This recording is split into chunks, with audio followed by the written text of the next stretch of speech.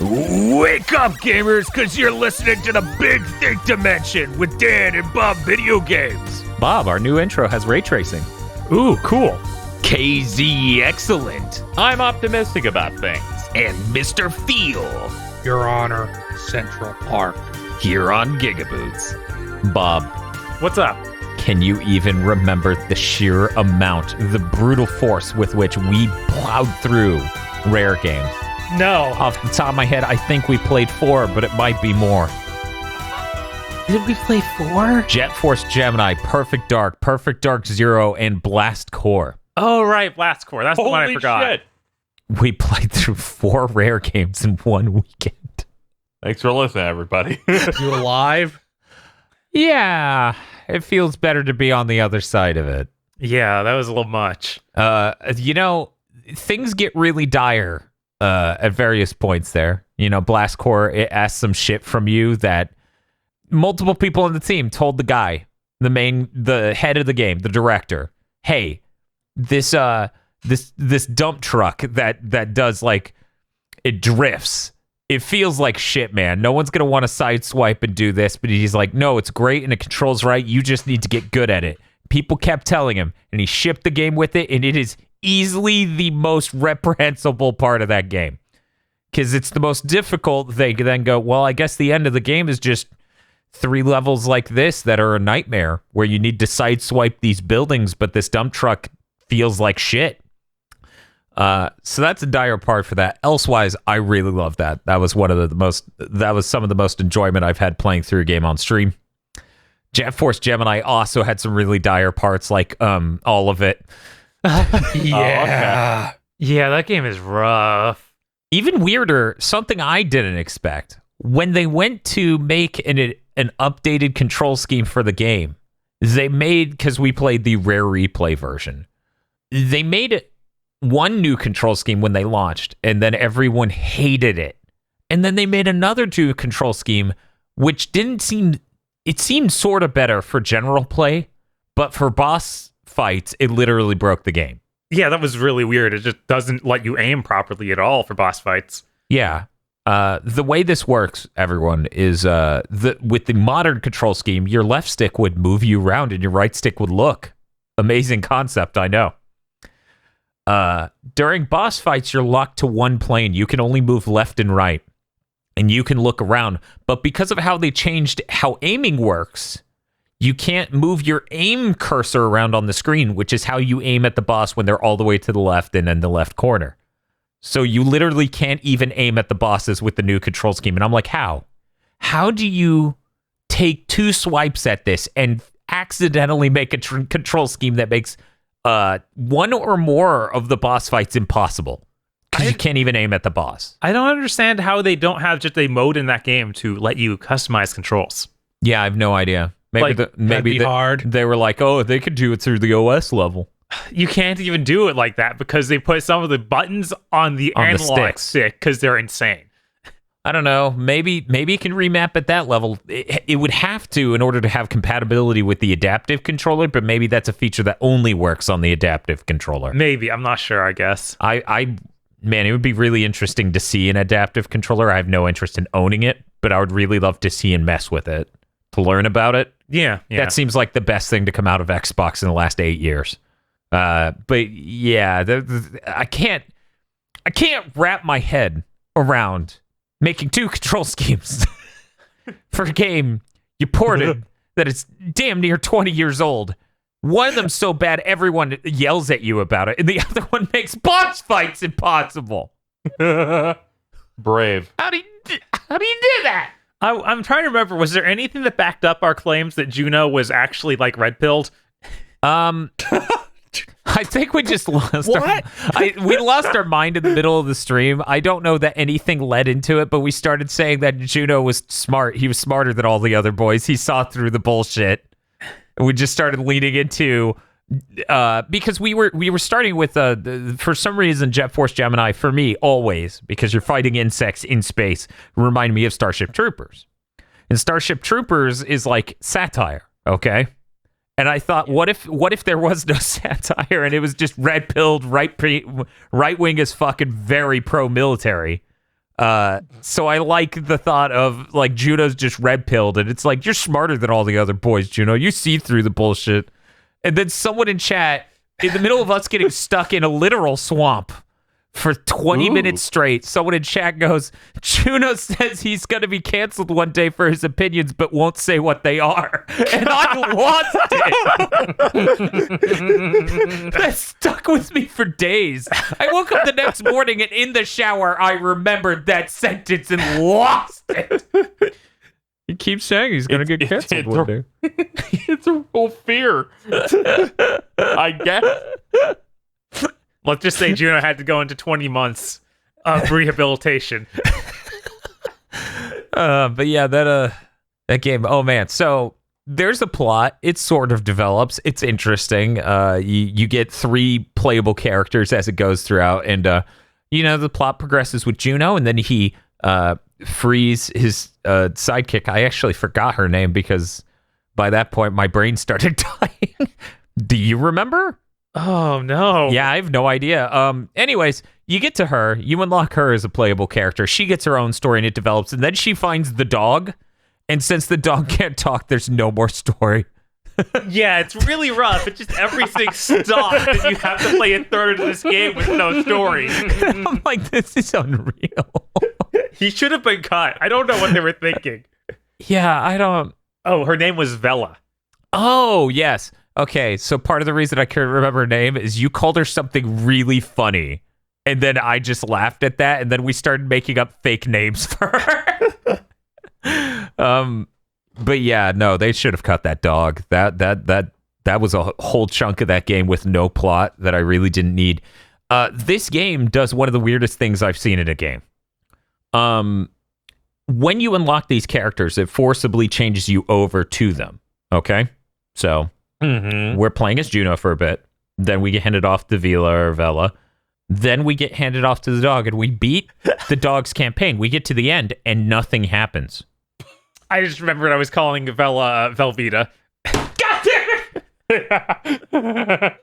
That's good. No. So we get to the end of the dog's campaign, and we're just standing around in this pyramid thing. Nothing's happening. Yeah, there's even another level we can go to that seemingly goes nowhere. Yeah, it goes nowhere. It's a maze that loops around on itself, and then nothing. And you can just walk out of that area, and it gives you a stage complete thing. And you walk out the way you came in. So we're completely confused. We're like, what does the game want from us?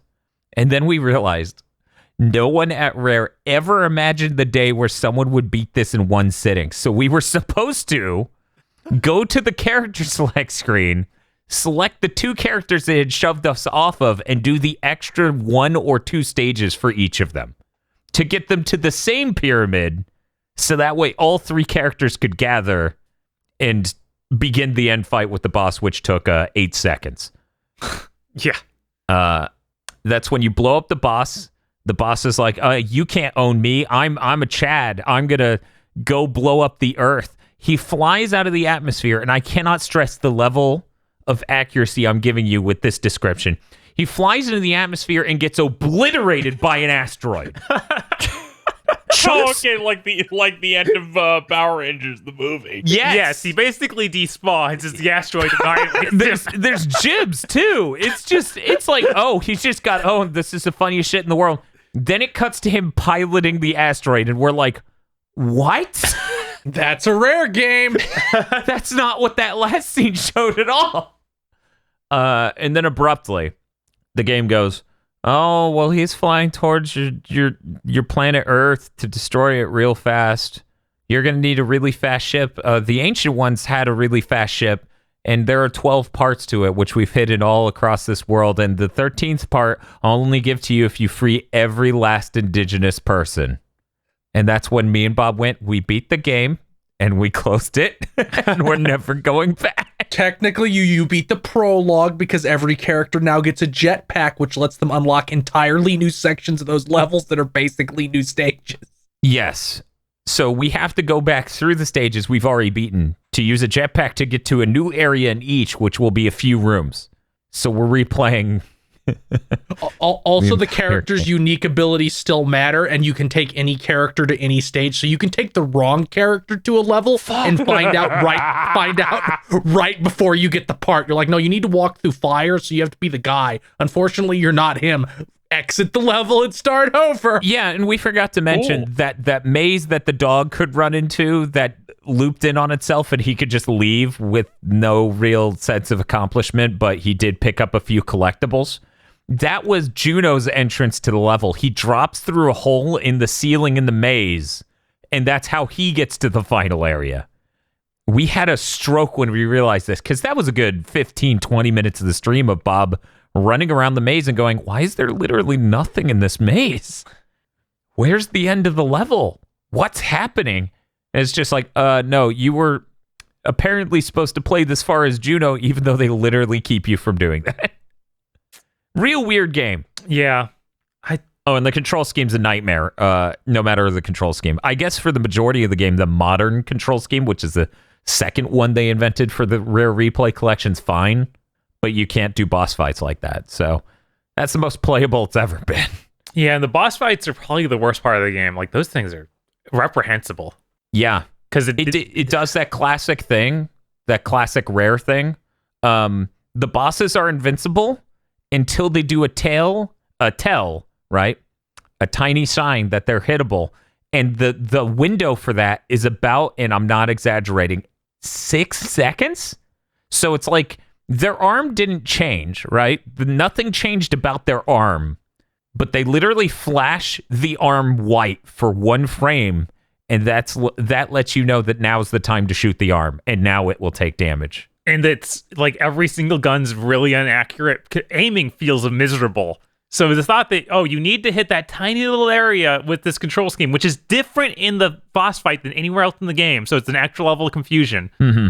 It's so bad. Like, what were they thinking? It's kind of nuts. I knew that game was rough. I remember when Bob was enthusiastic about it, and him and I had just started hanging out, and I picked it up for like 5 minutes, and I'm like, I'm good.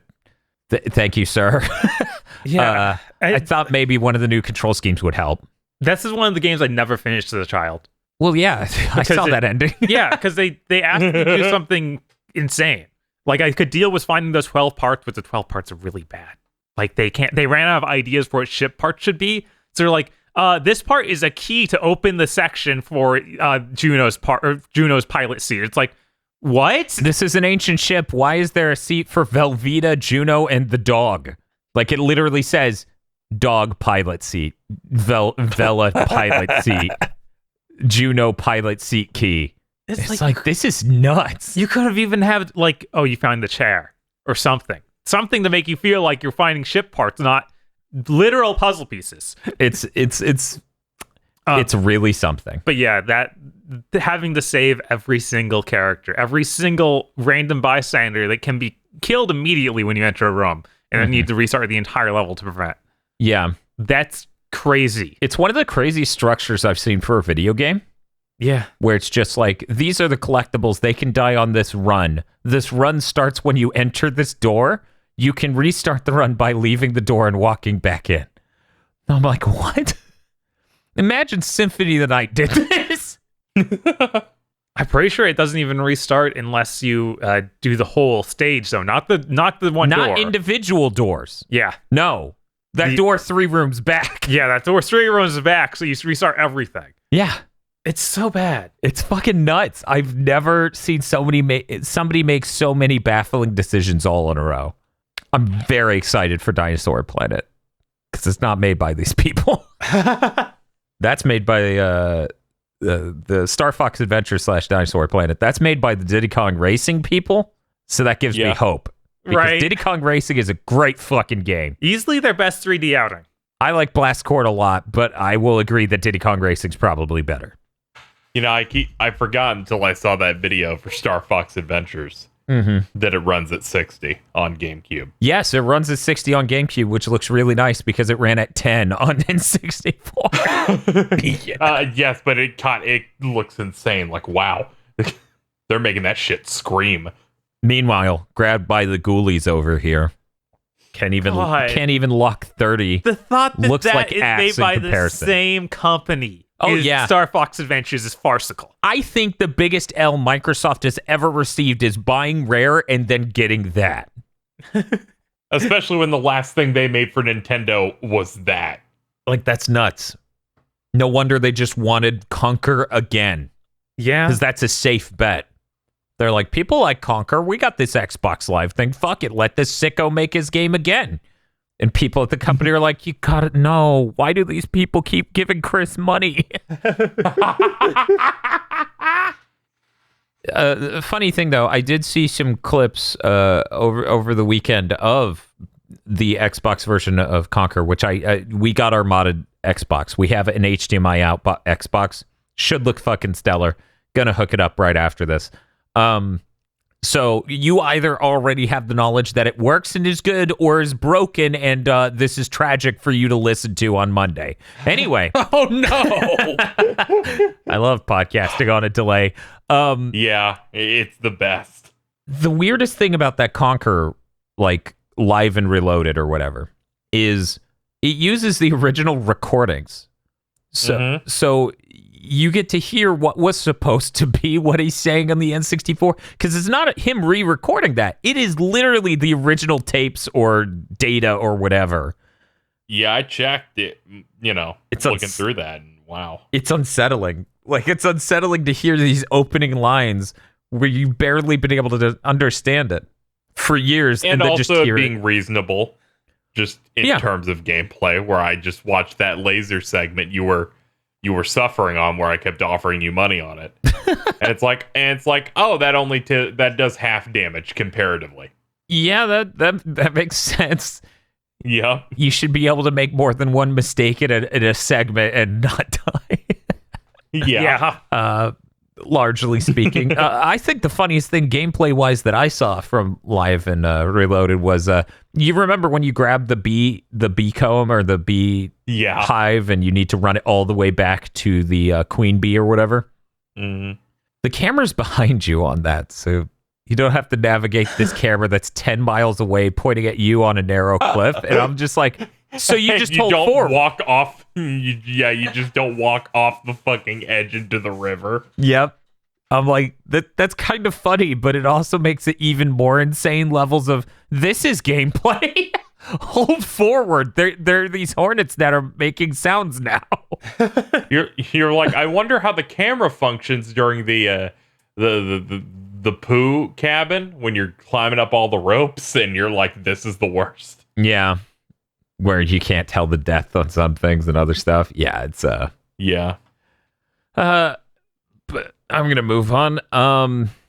I can't stand Blast Core hard enough, and that's stand, not stand. That game's really a joy to go back and play. For anyone who hasn't played it, basically the insane plot is there is a nuke that is going to go off if this vehicle collides with anything. It's basically the story of Speed, but it's a nuke, and it's going to go off if this vehicle collides with anything. And unfortunately, this dude won't turn to go anywhere. So it's just going to plow into buildings and all sorts of other stuff. And it's your job as a guy in either a giant mech or a motorcycle with rockets on it. It's the Batmobile thing.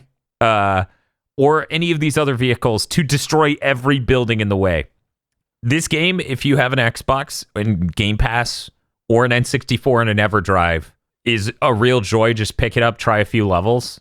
You owe it to yourself. This is a really fun game, and I'm glad I finally beat it.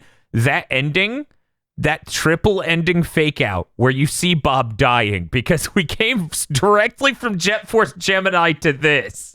And then it's like, I'm going to play the whole thing. I'm going to play the whole thing. It can't be that long, Bob. Little did we know one level would be so ball-bustingly difficult, it would take 30 minutes by itself. Yeah. That fucking dump truck. That man's a criminal. Someone should make a mod for it that fixes it. But, yeah, no, that was funny as hell. Worth checking out our VOD just for the ending fake out 3 times. It was really, really funny because it was like, well, you stopped the nuke. Congratulations. And then it's like playing happy music. You get some closure on the Blast Core team. And then it's like, unfortunately, a space shuttle's going to collide into the Earth. And then you have to go stop that. It's really good. And every time Bob's like, no. So we felt pretty good. We were like, we're on the top of our game. We just busted through Jet Force Gemini and Blast Corps. You know, Perfect Dark, I've never seen that game. We had the same friend, Gex, who showed us Perfect Dark. And he, just like with Conquer, showed us specific levels, right? Out of order, out of context. And I'm like, I wonder, like me and Bob were sitting there. We were like, I wonder if, like, as a story, it makes sense if you play through it. If there's more to this game, like if this game's really neat. So we decided we were going to, avenge my youth with Perfect Dark Original. Something as an adult, I have the faculties to explain that I did not as a kid, which really was off-putting at the time. Depending on the difficulty you're playing on, parts of the levels just will do nothing. This becomes apparent in the first 40 seconds when you run up to a panel and it goes, hey, you don't have this device to hack this thing. And I go, okay, well, I guess I need to find that. That device does not exist on the difficulty I was playing on. There was a panel asking for a thing that I cannot get in the game. In later levels, there was a whole wing of the level where they start a timer and you have some ambiguous goal, which is not on the difficulty I was playing on. So it started a timer on a stealth segment that had no end game because that was just removed from that difficulty. So it's this weird thing of like, I would love to play all the objectives per level, but then I would have to play with the game with insane amounts of like enemy bullet damage. And that wasn't something I was interested in. Also, I played on Agent because I thought that would be normal difficulty and the other difficulties were harder. No, Agent was apparently easy mode. And it felt kind of embarrassing after a while. Because in Perfect Dark, just like GoldenEye, your character, you point the camera roughly at them and then the cursor will hover over them and try to get a good shot. It's doing headshots like nonstop. So everyone dies in like 1 to 2 shots. Like you'll get a gun that gets 100 bullets in the magazine. You'll shoot 2 at each enemy and they'll just drop to the floor. Like the game's cake. And I was like, oh, okay. Wish I had played at a harder, at least Secret Agent, because that's the middle difficulty. But yeah, I think the largest problem with that game is just that there are huge chunks of the level they let you walk to that do literally nothing on your difficulty and act like you need to do a thing to progress. Because while you're playing the game, you're trying to figure out how to progress. That's the nature of it. You need to figure out how to set up this vehicle to do a thing, to cause a distraction, to get in this building. You're trying to figure out where this alien is to recover it from this facility and get out. And all of these things keep sending up false flags. And it's kind of really frustrating. I would be interested if somebody out there made a Secret Agent mod that just put all the objectives in that difficulty, because I do not want to play on the highest difficulty. And there are a couple things that are cut off to that, even as I understand it. I think GoldenEye is also like that, where it's just like, you struggle, where it's like, oh, that's probably part of that thing. See, so from my memory of playing GoldenEye, and maybe this isn't correct, like this absolutely could be incorrect, because I only played a few levels of the single player of GoldenEye in order, and then I played the last one. There would be like a computer, and if you weren't playing on the difficulty where you didn't need to hack the computer wouldn't jump out as you as the thing to get to the next area. It's just a thing in one of the watchtowers along the way. Yeah, that's a bit more right. Yeah. Whereas in this, it seems like, ooh, here's a loose thread. This has to be how I find the alien. Because I'm in this facility and now I'm doing a stealth segment, probably to activate one of these various computers in this room which aren't helping me out right now for some reason. And then there would be a giant obvious door that leads somewhere that says locked. And you'd be like, okay, I need to find a way to unlock this door. I need to get somewhere. And nope, you're wrong. You're not on the right difficulty. But maybe as you went on, GoldenEye became more of that. Because as I said, I only played 2 or 3 levels. Yeah, it was so long ago, I can't clearly remember. I thought that it was like a lot of the goals were more something you just wouldn't run into. Mm-hmm. But I can't remember for sure. Yeah. And at this point, I'm sitting here and I'm like, the only 2 N64 games from Rare that we have not beaten on stream are GoldenEye and Mickey Mouse Speedway. Part of me's like, you know what? It'd be kind of neat to close the loop completely. Just be like, we did it. I never replayed. I never played through all the single player GoldenEye. The multiplayer is where it's at, and the same is true of Perfect Dark. Like that single player is insane. I didn't realize by the end of the game it would be, oh, we have an alien friend, and it turns out some of the government on Earth is run by secret aliens, which are bad, and we should go blow up their religious artifact because that will end the war. Yeah. Yes. Just like Killzone. Yes. Just like Killzone. It's just I gotta go.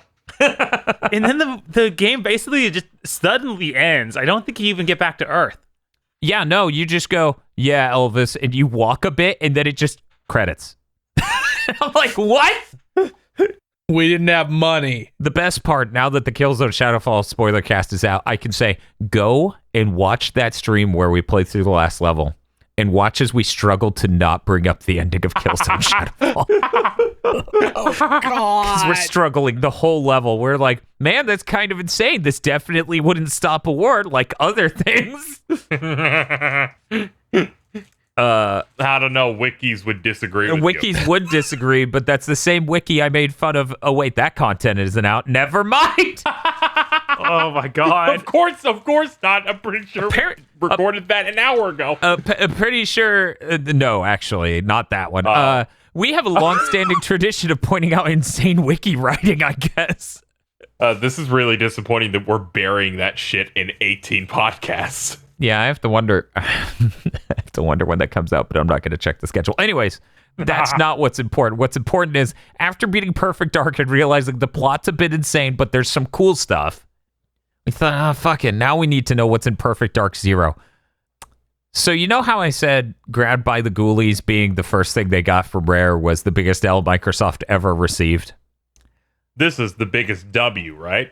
No. This is the biggest L Rare ever received because you can see that they were not ready to ship this, and everyone who worked on Perfect Dark Zero has like PTSD. It's staggering that any of them still make games. This isn't done. Bob, how do you describe Perfect Dark Zero? I don't even... Because that ending level's hell, and 90% of what I remember now, it consumes all knowledge of the rest of the game. It really does. It's incredibly rough. I'm trying to figure out what do you like. It's so the it's a first-person shooter that released at the beginning of the 360, but feels worse than most PS2 first-person shooters by a lot. Yeah. It has a lot of 7th gen tropes, which I guess was ahead of its time. But but the game is weirdly one of the most hideous Rare games ever made. Like Grabbed by the Ghoulies looks better. Oh no. Yeah, thinking about, oh man, Star Fox looked way better. Like Star Fox Adventures? Yeah. Oh yeah. Yeah. Because that looks better than Grabbed by the Ghoulies. Right.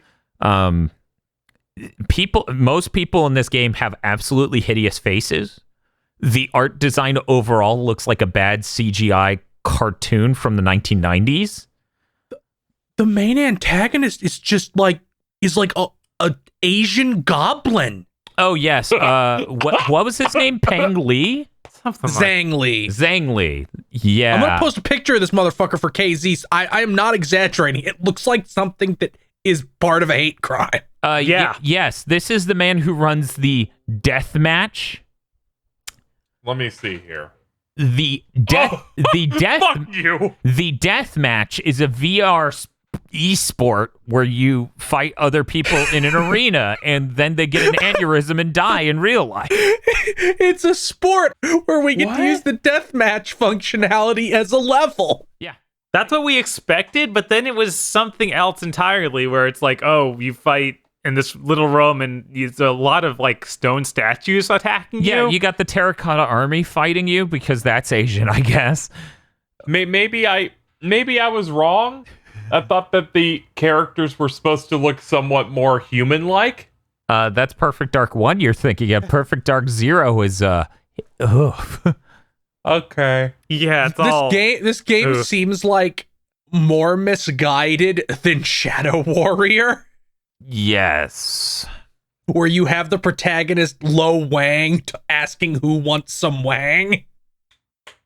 I had a stroke when we got to the Asia level and to get Zhang Li, and the first thing I see is a waterfall.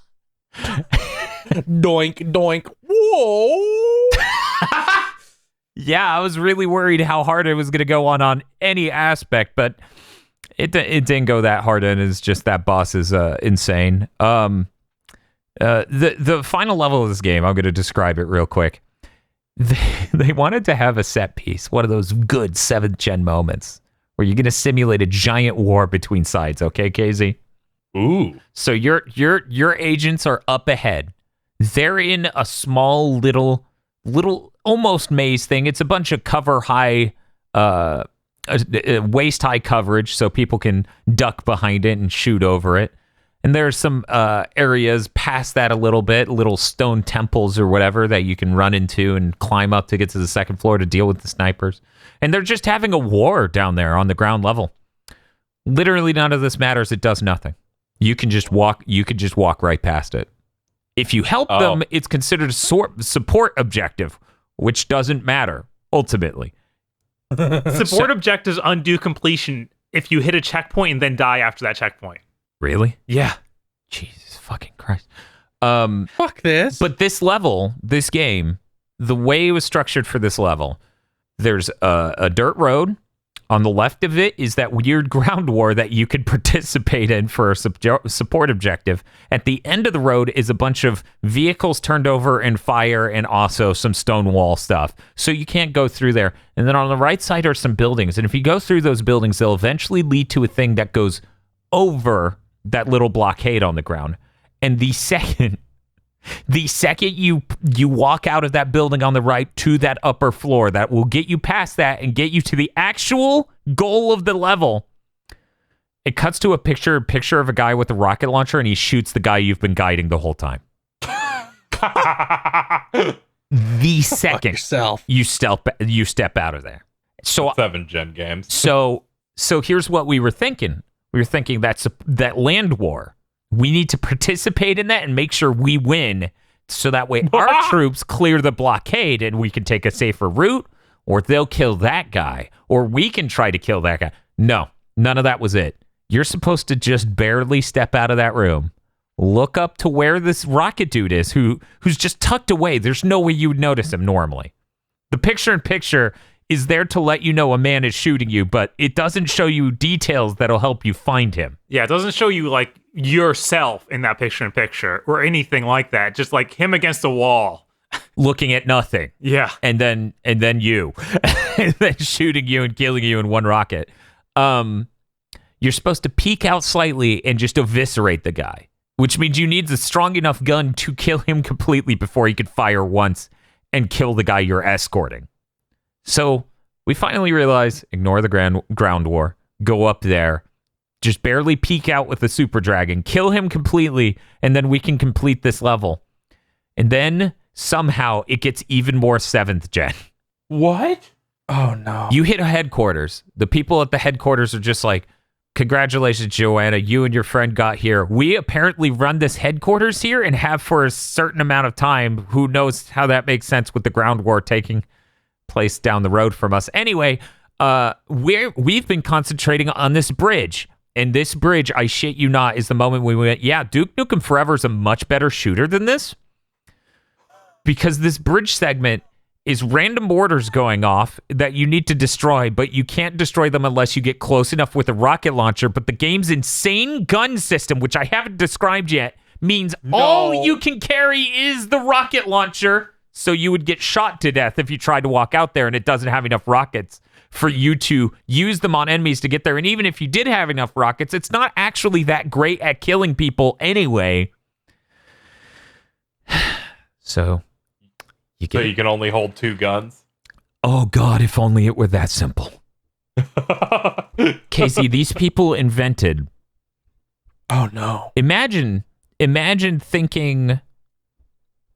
The Resident Evil 4 inventory system's neat, but I wish that applied to guns I could switch through, but it isn't actually arranging anything. It's just each gun can take at minimum 1 square. You get 4 squares. Most guns take 2. Some take 3 or 4. So you're doing this nightmare shuffle, trying to get the guns you want in your inventory to use at any given moment. And the most fucked up decision in the world they make in this game is, To pick up a gun, you hit change gun. So if you're trying to change a gun to pick up the gun you wanted, you switch the other gun out for, you just change the gun with the gun on the ground, and you threw down the one gun you wanted to keep. So now you got to step away again and step up and hit Y again. And it's nuts, and it sucks so goddamn bad. I've never seen a game with this bad of a gun system. Cool. Seems really fucking bad. It's like I have a machine gun, and I have a pistol, and then I have the double pistols, and that's all my slots. Or I have a sniper rifle and a pistol. Or I have a rocket launcher and nothing. Or I have 3 pistols and nothing. God. I'd also like to mention their idea of a turret segment. You know how turret segments are something you see in a lot of games that gen because it's impressive to like drive along while shooting guys. Yeah, we actually make a joke of like, a turret segment's coming. It's coming. Just you wait. And then we realized at some point that was maybe a little too high rent for this jank-ass game. Yeah. So we finally hit it. Go ahead. You get on the turret gun in a car, cutscene. in a cutscene in a car. You're driving around. You're then ambushed, and the car fully parks, and you kill 2 guys while on your turret, and then you get off and leave. Because making a sequence where you kept driving and there are a bunch of enemies jumping you is too hard. And it doesn't help. It doesn't help that the excuse for why you fully stopped the car is the car in front of you flipped over and burst into flames abruptly. And the 2 enemies you're fighting are the dorkiest looking idiots. They look like the Centurions. I know only 10 people got that reference. But they have what looks like toy or action figure jetpacks made of plastic attached to them that boost them up and down that are the size of their full bodies. So they look like a weird brace. And they just dorkily bounce up and down as they try to shoot you. Yeah. It doesn't give them armor, though, so if you headshot them, they die immediately. And everything in this game ragdolls hilariously. God, the fucking armor. Oh, yeah, I forgot to bring up that at all. So, KZ, one of the advanced systems in this game is its armor. GameSpot's review actually praised how cool the armor is when you shoot it off.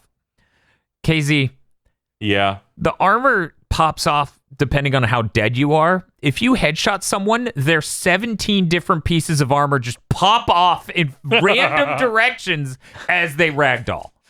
Gonna be honest, that sounds awesome. It is funny as shit and probably the highlight of the game. So I like the idea of punching someone so hard their entire armor explodes. So here we go. I'm going to describe the bridge and then we're done. Okay. Okay, I'm going to describe a segment after the bridge, but that's like that's damn you. That's one sentence and funny as shit. And I will explain it no further. Bridge segment. Mortars on the opposite side. Mortars cause constant explosions across the bridge, which in theory you could walk into and get hurt. Really doesn't matter. But there's a support objective to destroy them. You need the rocket launcher. The rocket launcher needs to get over halfway across the bridge before it can actually hit them, because at a certain range, it will just explode the rocket in midair, because no. Great. So you're leaving the rocket launcher at the base to get a gun to kill a bunch of people on the ground to deal with multiple different spawn waves, because it's very 7th gen. You're crossing these thresholds, and that spawns the whole new set of enemies that run out. By the way, these sets of enemies, KZ, are all one guy. You're killing 11 of this one guy. So you deal with that. You kill all of them. You get close enough. You shoot the rockets at that thing. You blow it up. It didn't matter. Why did you do any of this? And then you walk past the bridge. There are 2 paths from the bridge. One of them goes interior, keeps you in some buildings. You go up one set of stairs. You're in a room with a couple boxes. Nothing important here. You go up another set of stairs. I shit you not, KZ.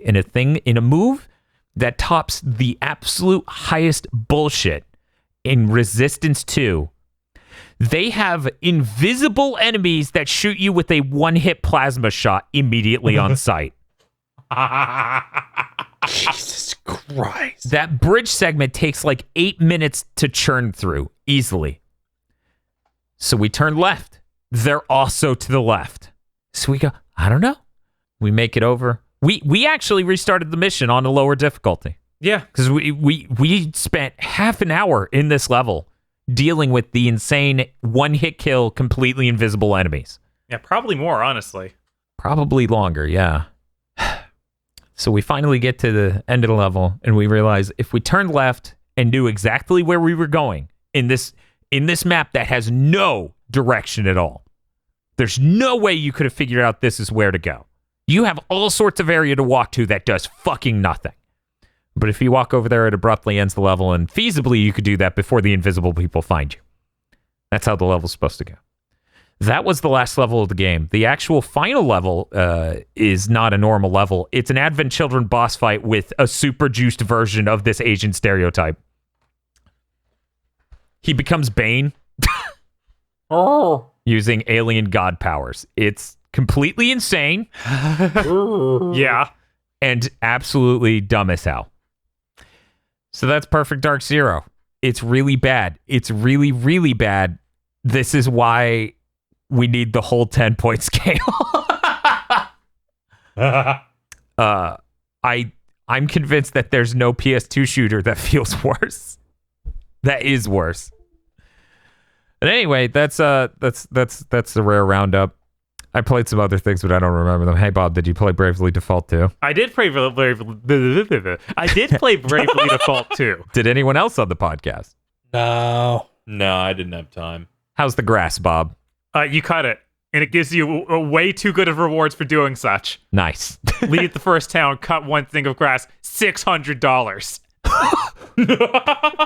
Cut another knife that's worse, like $500. Jesus Christ. Yeah, and it just keeps going. Apparently, it'll keep scaling as the game goes too, because the next area also had like stuff that was on sale in the store for really expensive, just in the grass. Oh man, this sounds like a great video game. I don't know. Yeah, a little bit. Also, really weird stuff around job levels. I actually ended up fully leveling up the first jobs that gives you, because this is like Final Fantasy V or Tactics, where you have a full job system. And there's like regular experience points and job points. And the game introduces early on ways of gaming the job point system, because job points don't seem to go up that much as you continue playing. Like enemies in the very first area of the game give you about as many job points as areas in the second chapter of the game. Which is really strange. So I just went back to the first area, and they have this mechanic where you get like fresh fish, and that'll make enemies attracted to you. But only fish enemies, like aquatic enemies. Wait, what? So because they want to eat it. Okay. So you then try and goat those into a battle, and you'll do continuing battles more frequently. Like there's a random chance after you kill that set of enemies, another one will just show up without you even going back to the map. And if you get that chained up really high, you'll get like huge JP bonuses. So yeah, I was able to max out all of their first jobs, and it was like, if I want to do job leveling, I feel like I should just come back to the same beach. They're like, there's no reason not to. And the only reason I want to max out like the freelancer job is the first job that has JP bonus skills that you can then just have on your character forever. So you'll always be getting more JP. Okay.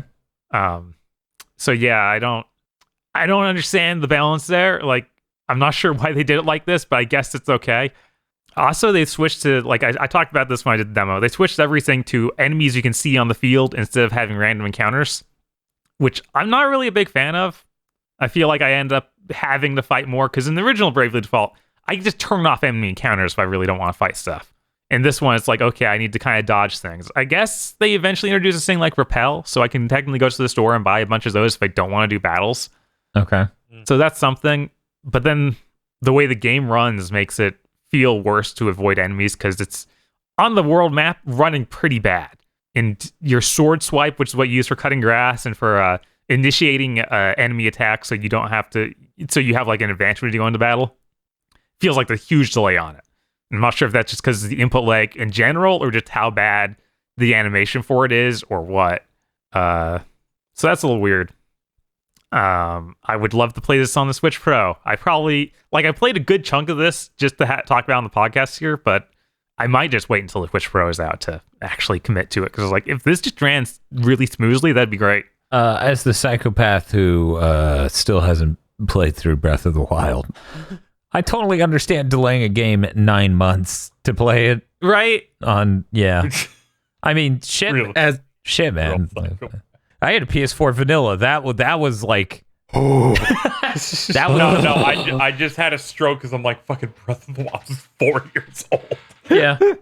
Yeah, I know. It never ran right. I didn't have time for most of that anyways, but yeah, it never ran right. So at this point, I'm really just pushing it up till the Switch Pro. But yeah, no, I totally, as someone who had a PS4 vanilla last year, and just kept going, F5's coming out. Just fucking wait. I totally, seeing how that game runs, would do the same. Yeah. I would just wait. Yeah.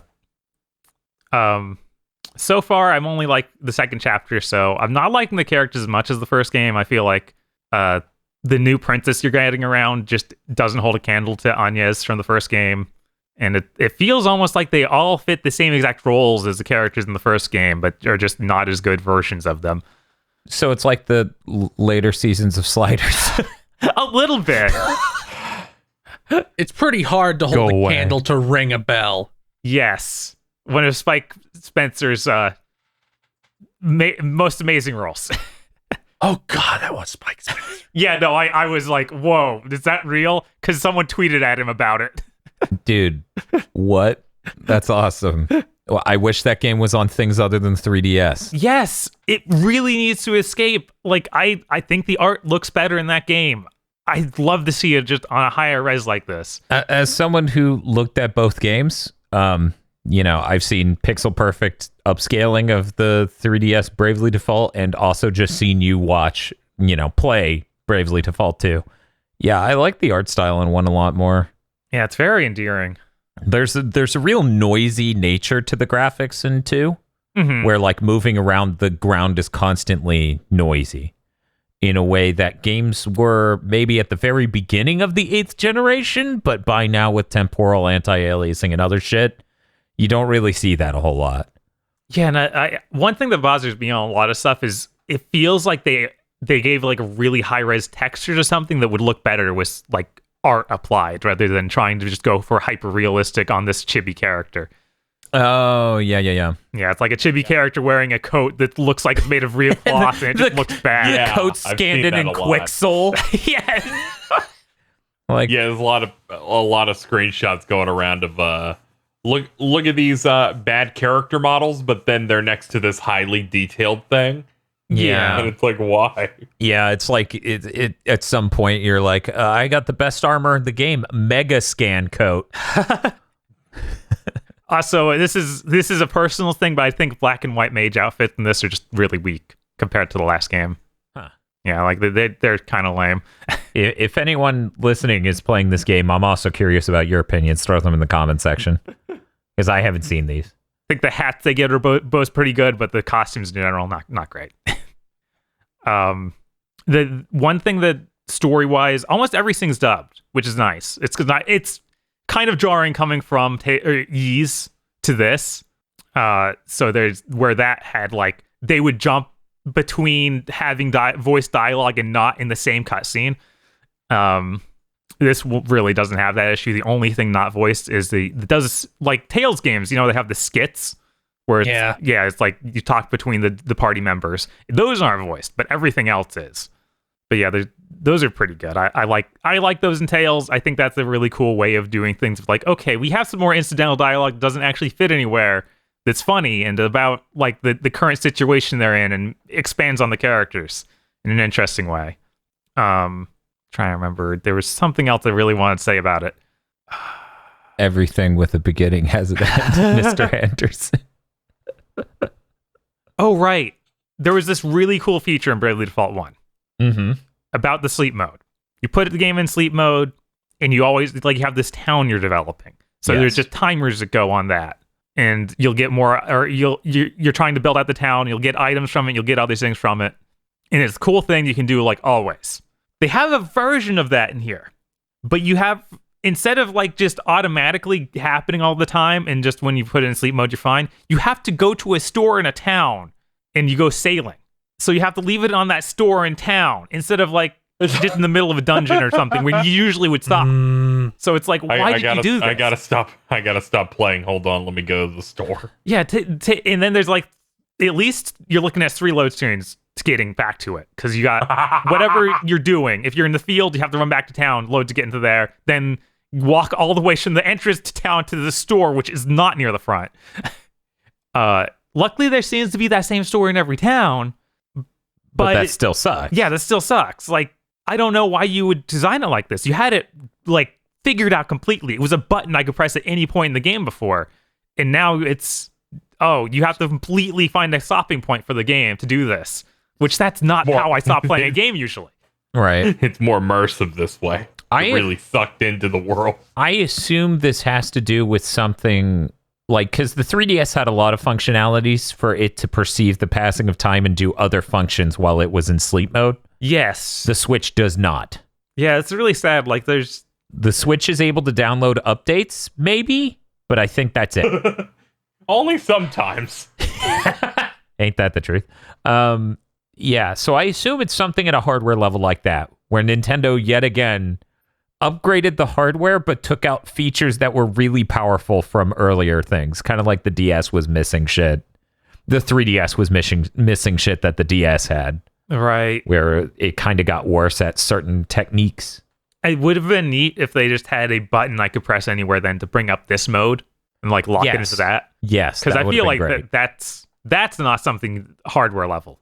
Probably not. Because if you can make a shot for it, I don't see a reason you can't just make a menu for it.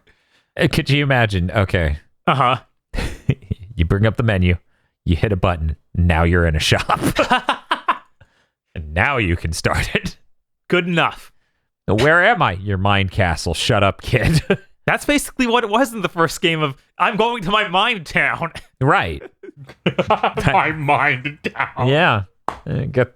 Got your town doors. They're people cool. Yeah, that's most of what I want to talk about is Bravely Default. It's okay. It's still an enjoyable game. I like the feel of it. It's cool to have a turn-based RPG with some money. I wish I had more money, but it's still probably the best thing we're getting in terms of those. And also a full job system, very cool. And like I said before, the main advantage it has story-wise over the last game is you don't have to kill the other people that have jobs. Because that was a huge problem in the last one. They designed these characters around that job they have. They fully introduced them and fleshed them out as characters, but you know they have to die the moment you see them. Yeah, it's like our RPGs don't need recurring characters, I guess. Yeah, that didn't. I'm trying to think of like an example with another big RPG. Like, okay, Grandia, like the three villain girls who are like the mini boss one. Imagine if you just kill all of them the first time you encounter them. Yeah, it's hard to think of an RPG where there isn't someone you encounter more than once, other than Bravely Default 1. That's insane. It would be like if Mega Man just shot Tron Bon in the face at the end of their first encounter. Yes! It's like, we were building up the thing here. Why'd you do that? Why does this boy make me feel like this? You can think about that in hell. Throws a landmine on her stomach.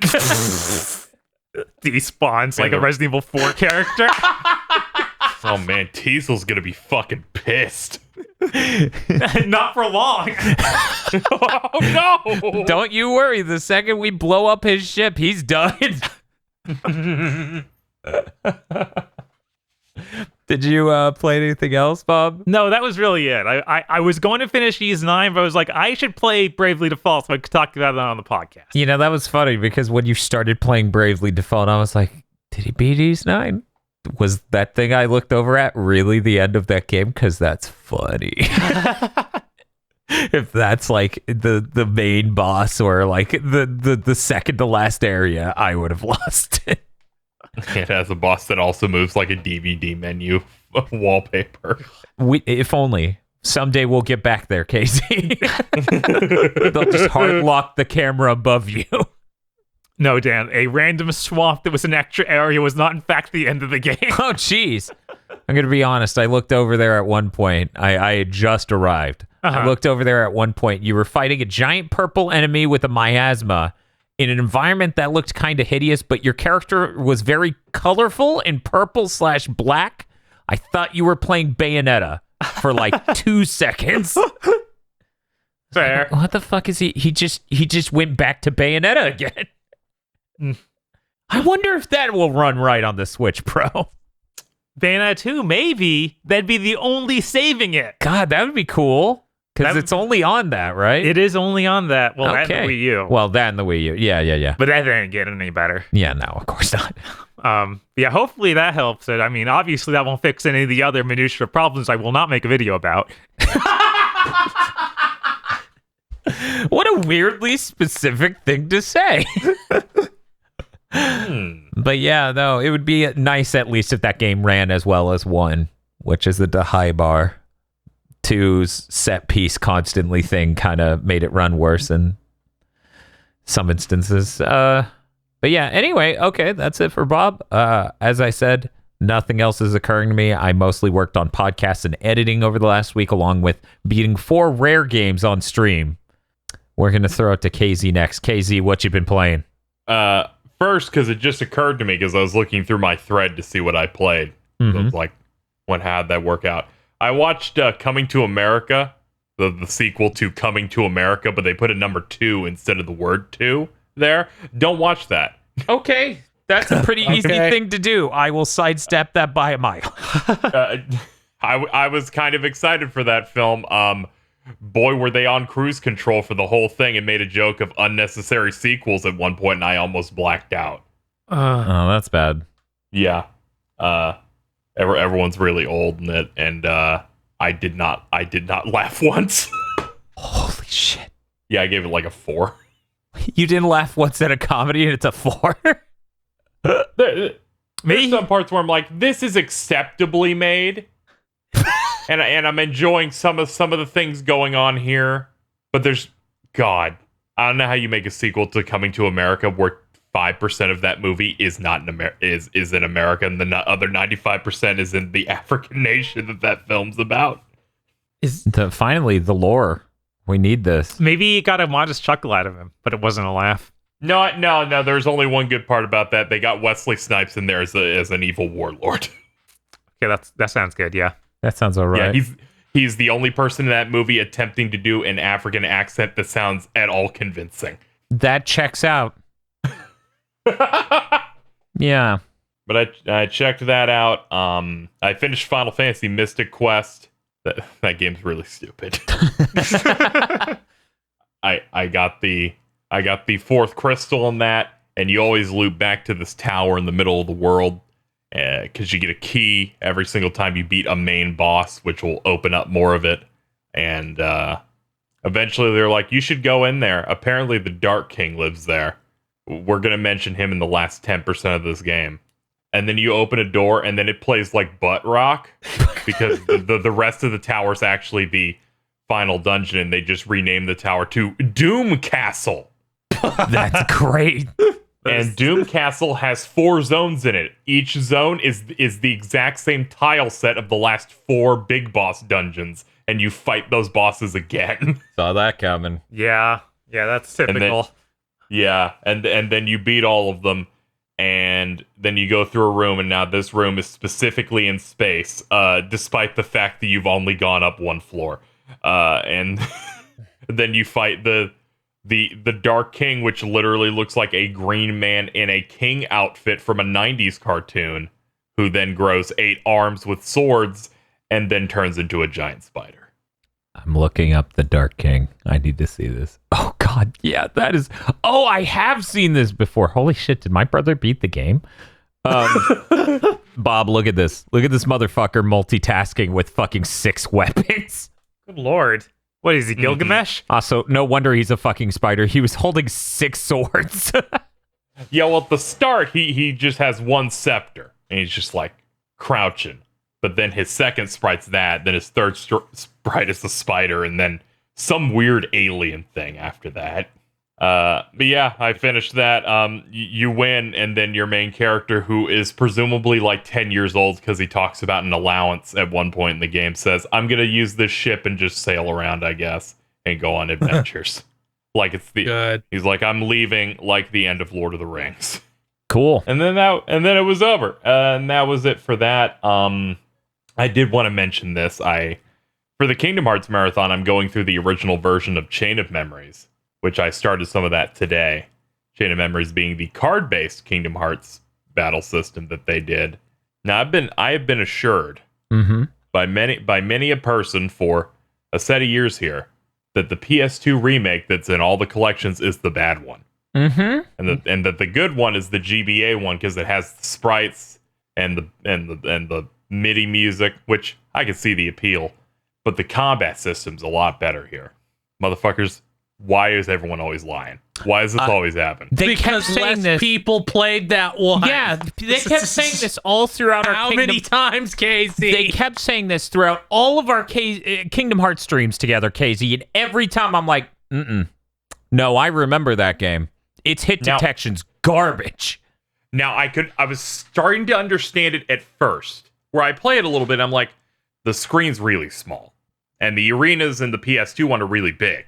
So I guess you can kind of like get through it a little faster. So it kind of feels like it's adapted toward it. Toward the end of the stream, I'm like, oh, this is bad. This is really bad.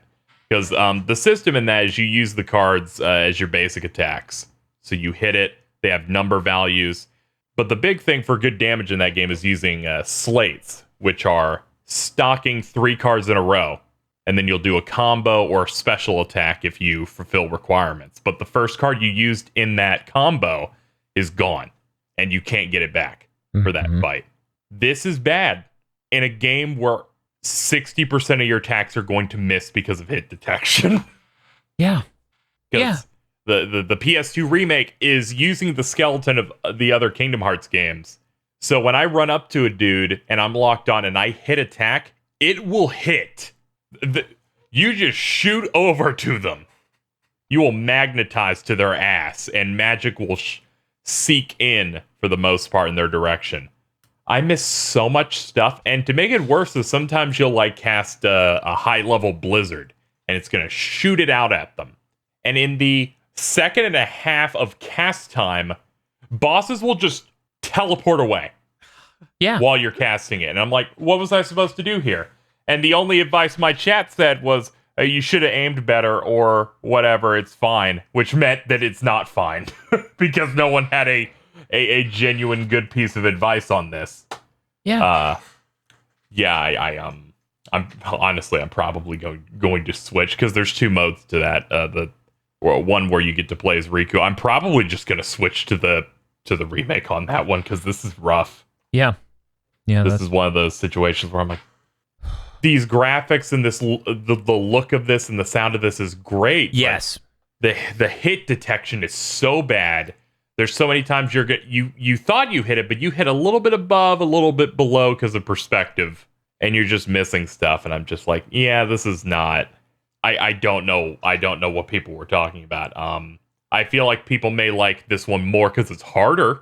Because in the remake, they added a bunch of abilities that completely trivialize the game. Like, there's a special move you get halfway into the game where you cast stop on an enemy and do 50 cool anime slashes at them, and then it hits them all at once, and that's really cool. The original doesn't have some of the broken stuff in it, but I would rather that than a game that's making me upset. Yeah, I was really excited for that game, Chain of Memories, when I first booted it, and the intro FMV was really impressive. Very impressive on the OLED, by the way. Oh, I bet. And then the gameplay started, and I was like, "Oh man, the sprite art's really great." And then I spent enough time playing it to be like, "This just is not good." Like, I can deal with the card stuff. I can't deal with the bad game feel and hit detection. It just, it's not good. And like, I think it's a real shame because, I agree with people that there's more charm to that than here's a weird clone homunculus of Kingdom Hearts 1 and 2. Yeah.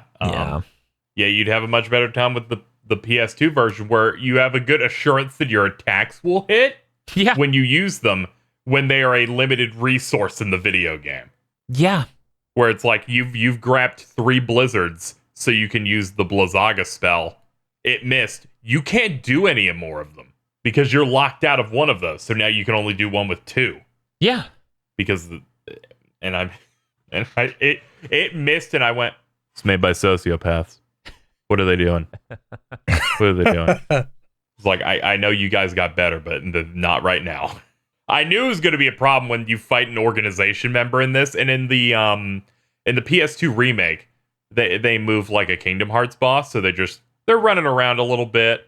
They're just vibing. Here, they're just magically teleporting from the right side of the screen to in 2 frames behind you. And I'm like, what? What is happening? And then they start bouncing around like a screensaver, right? Yeah, yes. Marcine bounced around like a screensaver. You can only hit her when she hits the corner exactly. Oh my god! Honestly, if there was a weird Kingdom Hearts spinoff, like if Chain of Memories was just an ease bump combat game, that would be incredible. Yeah, probably one of the best games. That would be unreal to just have Sora running around holding the Keyblade out fully at all times. God. Yeah, that would be good. But yeah, that was a bummer, but I'm glad that I can reassess that and understand. Yeah. But yeah, it was a bit of a bummer, but I'm glad I can show people. And then the people were like, you should have just aimed better. And I'm like, stop it. No. Bad. Bad. Well, Sonic CD is the best one. It introduced Andy Rose. They're like, I really love fucking Recoded with its great combat. And I think the take I saw today was correct, where that game's just a WarioWare game. Only bad. Oh my god. That game's like 80% minigames. You saw that shit. Yeah. I think you saw that stream where it just becomes Space Harrier for no fucking reason. Yeah. Directed by Hideki Kamiya. Yeah, because the control scheme changed for it 3 times. All right, that's it for me. Okay. Before I throw it to Phil, I'm going to read this comment that just came in. It is on a Mega Man Maker Live number 73. It came in 3 hours ago, and they say, I like watching these old streams. They're good content. But occasionally you get stuff like Bob saying, still no sign of Bayonetta 3, though. Hopefully soon on a stream that's over 2 years old. And you feel like you've been gut punched. Just figured out. Just figured I'd share that with people. That's the world we live in. Hey, Phil, what you been playing? Okay, let's whip through some things. I beat Jade Empire. It was on track to be the best BioWare game I had streamed so far. Then they fucked it up. Oh, how'd they do that? Now the last 4 hours of that game are basically straight combat shot after straight combat shot. And it's very obvious that scared them. So their solution was to have characters exposit the same 3 plot points to you over and over and over and over. Like you learn these 3 plot things. And the worst part is that you have a fucking ghost following you around. So like after every couple of fights, the ghost will pop out and say 6 paragraphs, voice acted, reiterating the same 3 plot points you know. Ugh. It gets near the end of the game, I started mashing through this fucking ghost's dialogue at the pleading of the chat, because it's all, she pops up, she's like, to beat the villain, and she talks like fucking Charlie the Unicorn. That's how she is in my head anyway. I don't know if that's fucking accurate anymore. Based on your read, I was like, is she Princess Daphne from Dragon's Lair? She's like, to beat the dragon, you have to use the sword. But she's like, okay, the villain is stealing my power. He's stealing my power because of the thing that he took from you, this magic amulet. You don't need the amulet anymore because you're big and strong and can use the power of the amulet while separated. The amulet just let you draw out your natural power. He can't use it that way, but he can use it this other way. You need to find my body, which is in stasis in the final dungeon, and kill me, so I can be reincarnated. She pops up no less than 6 times to tell you all those exact plot points. Exactly, with no new information or context. She pops up after you fucking do it to congratulate you for doing all 6 things. Ooh. Hey, they meant for this game to be sipped, so sometimes you'll forget the plot point. You needed to go back to the character select. Yes. It's rough. Like it really does just bleed out like a lot of the joy from the back end of that game. Also it's blatantly undone. Oh. Like you do not get the sense that you're heading into the climax of the game. You get the sense that you're heading to like the end of disc 1. But then there's like 2 more hours of the game after the end of disc 1, and then you're done. Yeah, it's kind of I don't that last level of Perfect Dark Zero had the same feeling of this should be halfway through the game. How's this generic Middle East? That's really how it feels. It feels like there's supposed to be a whole nother half of the game with at least one more like town, like hub area where you do side quests, but there's none of that. The best also in the back end of the game, you get the fighting style that just shouldn't be in the game because it's way too powerful. It lets you turn into a 20-foot tall golem.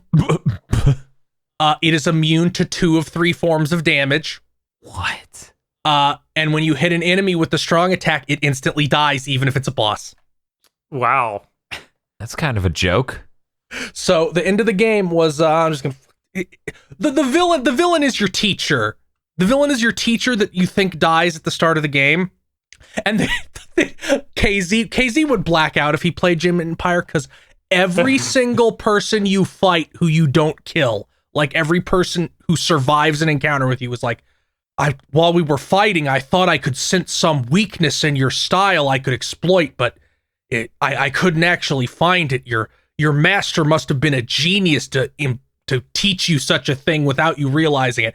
Oh, surprise, your teacher shows up at the end of disc 1 and reveals he's evil and effortlessly owns you with that weakness every single NPC you fight mentions.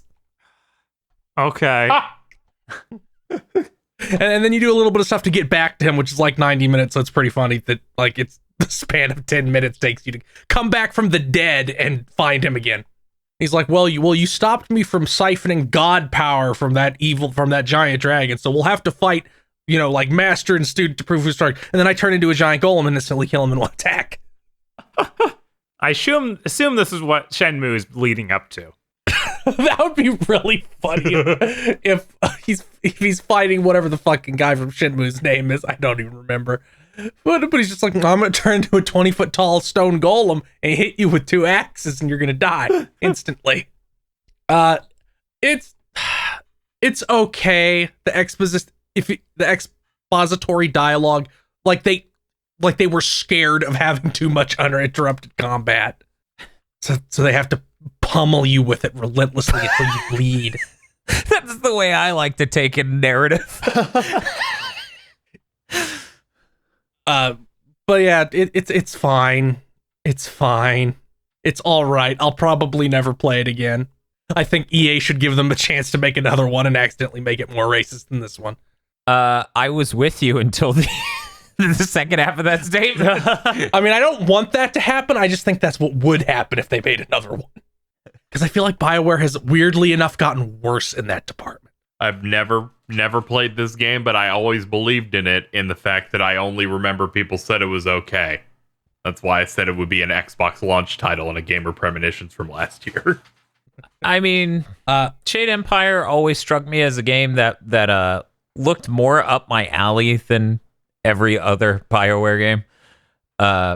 But I never heard people come off of it glowing, so I assumed it was like nowhere near as good as any of their other offerings, like that it was just not done or something.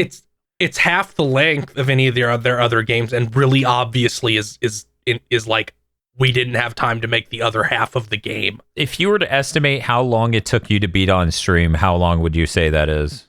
I did basically every single side quest in the game, and I think it took me 16 hours. Okay, yeah, that's and that's letting every single dialogue fully play out. Yeah, that's significantly shorter than most of their games. I really appreciate that thing. I think it was during the Legends stream you were doing, where you said, there's one thing I learned from Dan and Bob's streams. It's that every game I played growing up is way shorter than I remember it being. Yes. Yup. Which let's go into that. I also streamed Mega Man Legends. Yes. Which I beat in roughly 6 hours. So yeah, it's a lot shorter than I remember shit, it being. it is shorter than Yeah, no, that game's really short. When you were like, I I'm gonna remember that taking me weeks on N64. Yeah, when feels like I'm gonna. Oh man, I actually never got to play the N64 version. But when feel was like I'm gonna stream Mega Man Legends, I'm like that'll be a good stream. One. It was marred a little bit by the fact that the PSP/Vita cannot play that game right. Yeah. It desyncs the cutscenes only in the second half of the game. They're completely fine in the first half. Because I checked, I went and I like searched, and multiple people were like, "Yeah, it started desyncing. The first half of the game was fine." Weird. And apparently, Mega Man Legends 2 doesn't have this problem at all. And see, this retro equipment makers for video games, this is why you should hire me and Bob to test everything. Because most people would play an hour of that game and give up. Meanwhile, I'm in the death march mode. I guess that's just weird emulation stuff. Yeah. Digital Devil Saga #1 on PS3 on the PS3, all of its cutscenes desync, like to a tremendous degree that the final 15 seconds of a cutscene are pure silence because every sound effect and music thing has played already. Whoa, yeah, that's how some of the bad ones. That's how some of the bad ones got in Mega Man Legends. Not all of them. Some played completely normally. Like the ending played completely fine. Oh man, it's weird. Mega Man Legends is a lot better than I remember. Oh, it's excellent. I always liked it, but after not playing it for so long, I'm like, I guess that's like a B-.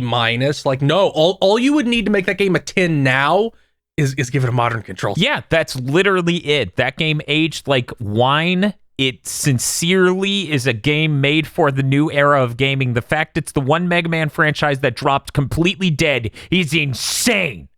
It's genuinely funny. Yeah, like yeah.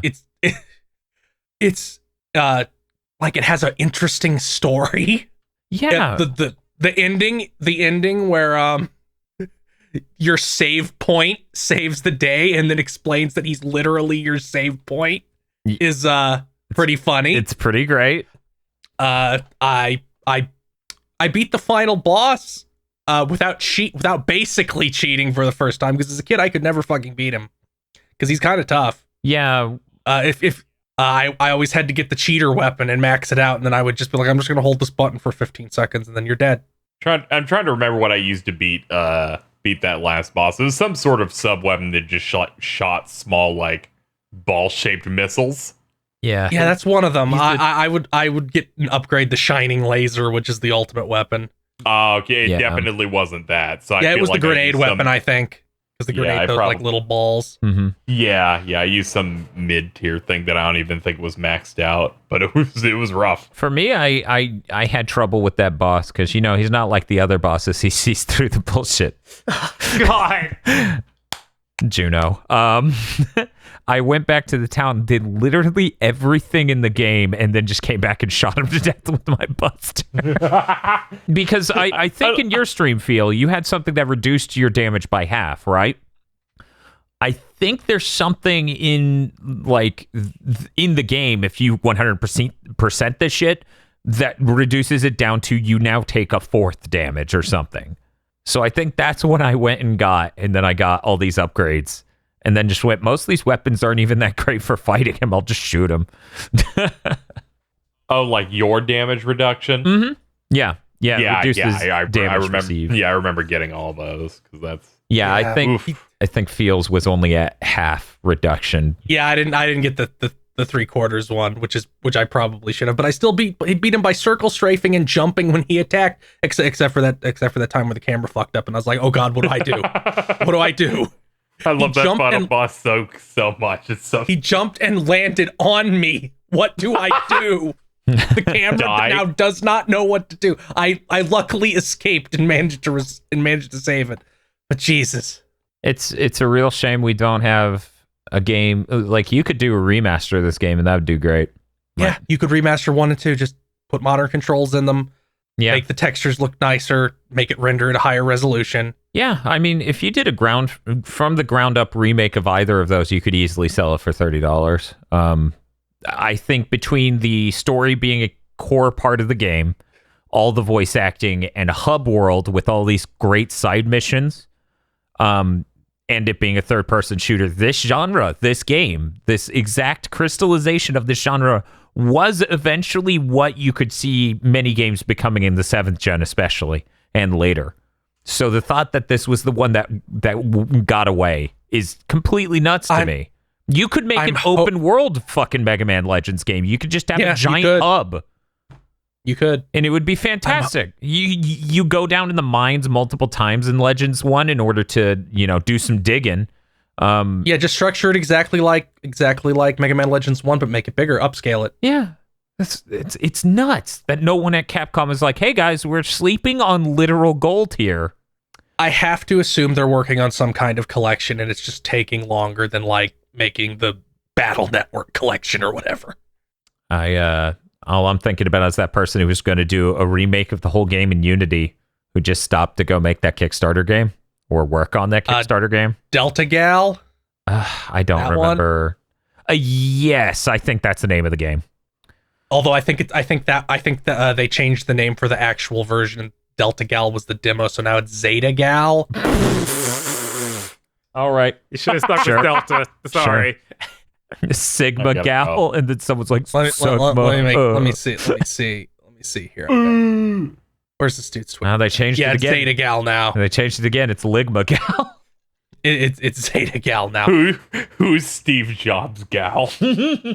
Let's see. I also played some Control. I'm not going to talk about it too much since I didn't get in that far. It seems neat. I haven't gotten to the point where it gets its claws into me.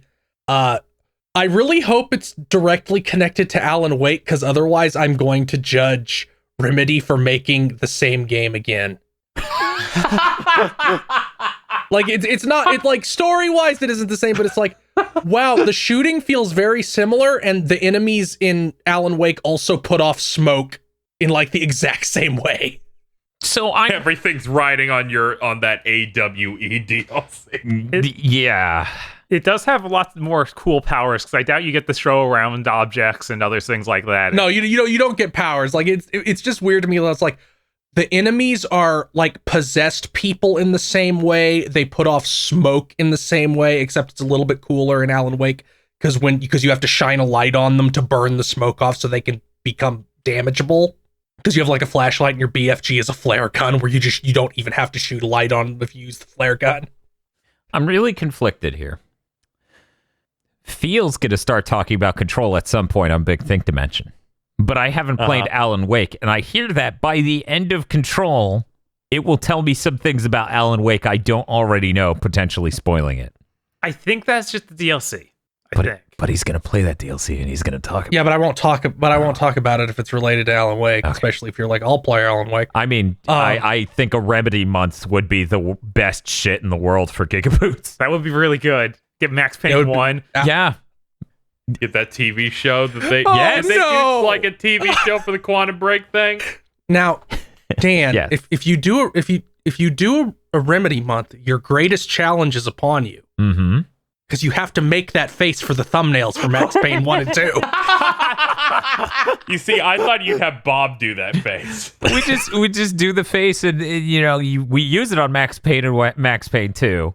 But then we also just use the same face superimposed and photoshopped onto every other thumbnail. God, that's how you know it's Remedy. I hope it'd be great if the real guy saw that. It's like, what are they fucking doing? KZ in Alan Wake, there's a part fairly early on where you can watch TV in Alan Wake's apartment, and Sam Lake is being interviewed, and the guy on like Leno, on a Leno type show. He's like, make the face, and Sam Lake looks directly at the camera and does the face. See, so he would know. If I had known that, see, Microsoft, they're fucking asleep at the wheel. If I had known their exclusive Alan Wake had a moment like that, I would have bought that instead of a PS3.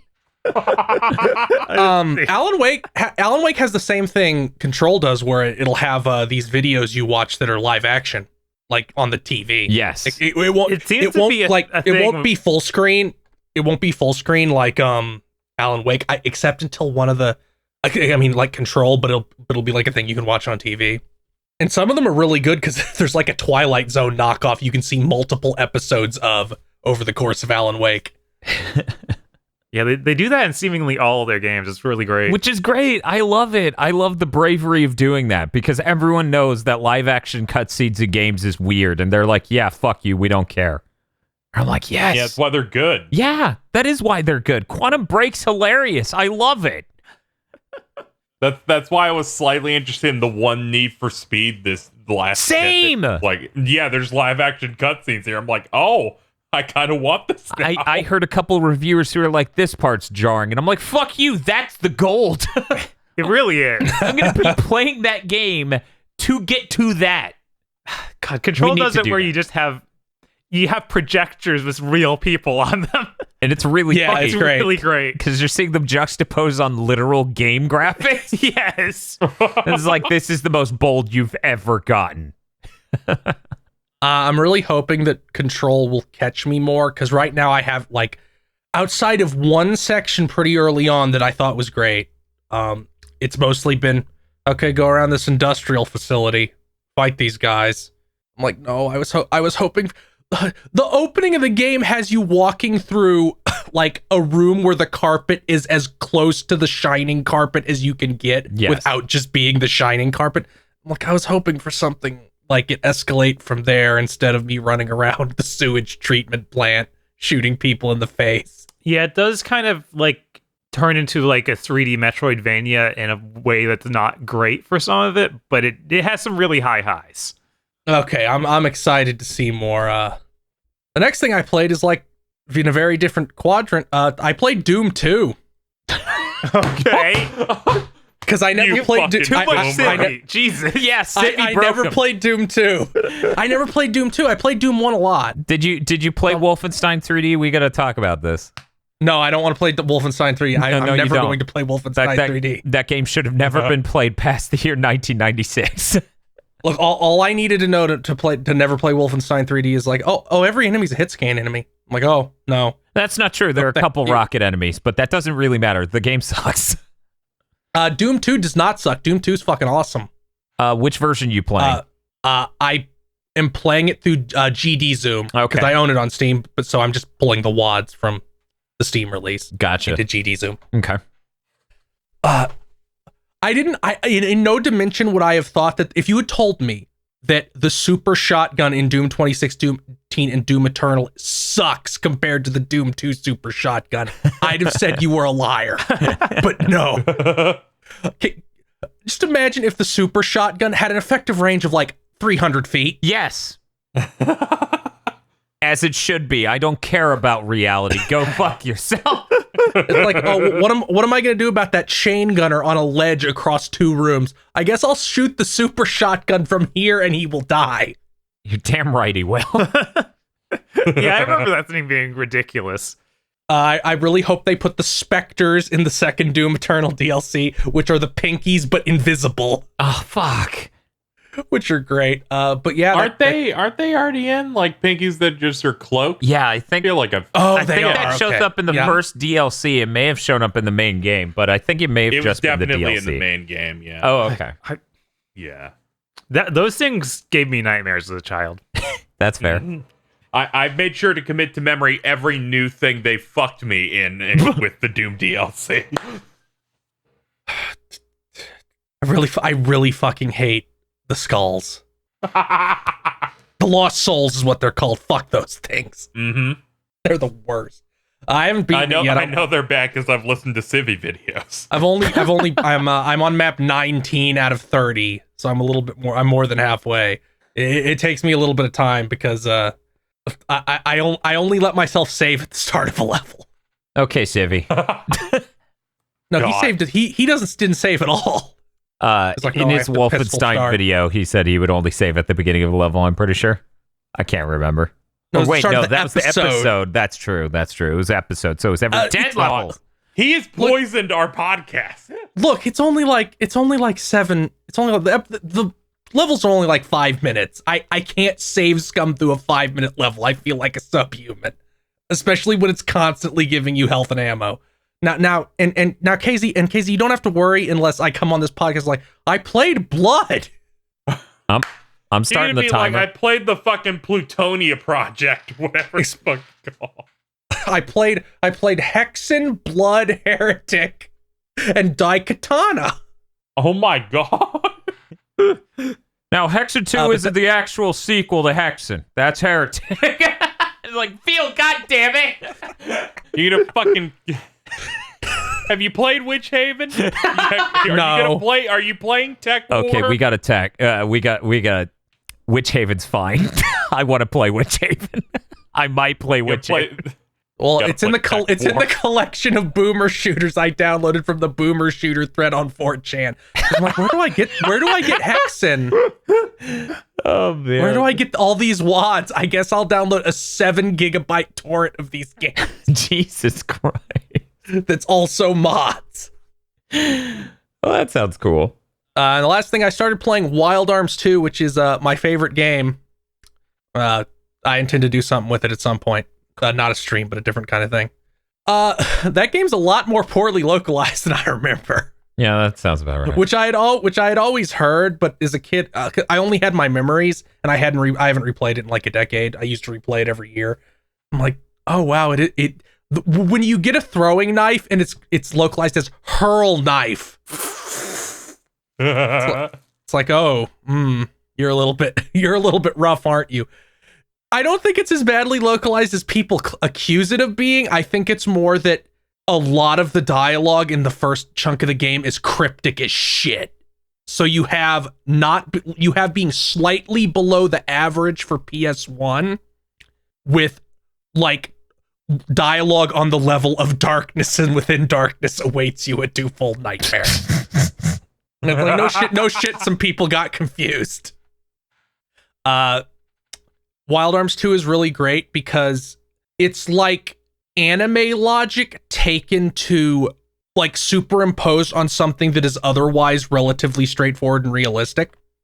Like there's a point, like you're fighting terrorists, which are named Odessa, which almost made me black out when I realized it as an adult this week. Odessa being a fictional Nazi terrorist group from the 50s and 60s that people thought might exist, but there doesn't appear to be any evidence of it ever actually existing. So they just named their terrorist group Nazi terrorists. But anyway, there's this part, which I haven't gotten to yet in this replay, but it does happen, where you're like, okay, you have to guard this guy's son and take him on a train back to his country, his capital. So you get on the train and you're like, we've been in this tunnel a long time. And it's like, oh, the terrorists wanted to kill his son, so they trapped us in a pocket dimension with their evil sorcerer's giant demon key. Okay, I'm starting to understand how this connects to Symphogear a little bit better now. It connects really hard to Symphogear. Because I always thought it was way more just, it's Westrum, but with some anime tropes. Yeah, it always leans, it's not explicitly what, I think 3 is the most explicitly like Western 1. 1 is pretty straightforward in terms of being a JRPG, except the protagonist looks exactly like Sorcerer, Stabber, Orphan. So a JRPG, got it. Yeah. Thumbs up. And 2 is like the most Symphogear-esque, I think, because it has like a plot that talks a lot about like heroism and what it means, which is poorly localized, so it comes out a little bit rough. But you could, but I don't. I think it's fine mostly because you're never like confused what's happening or what a character's motivation is. You just sometimes get stuff like you get dialogue like this right here, this dialogue right here, which I can understand what it's saying give in context, but if you just show it to someone, they're going to black out. Where is it? My metric for judging this will be I hid myself to heal myself. That's great. I promise it makes sense in context. I hid myself to repair myself. That's the exact sentence. God. X6's translation is so bad. Yeah, but that's God.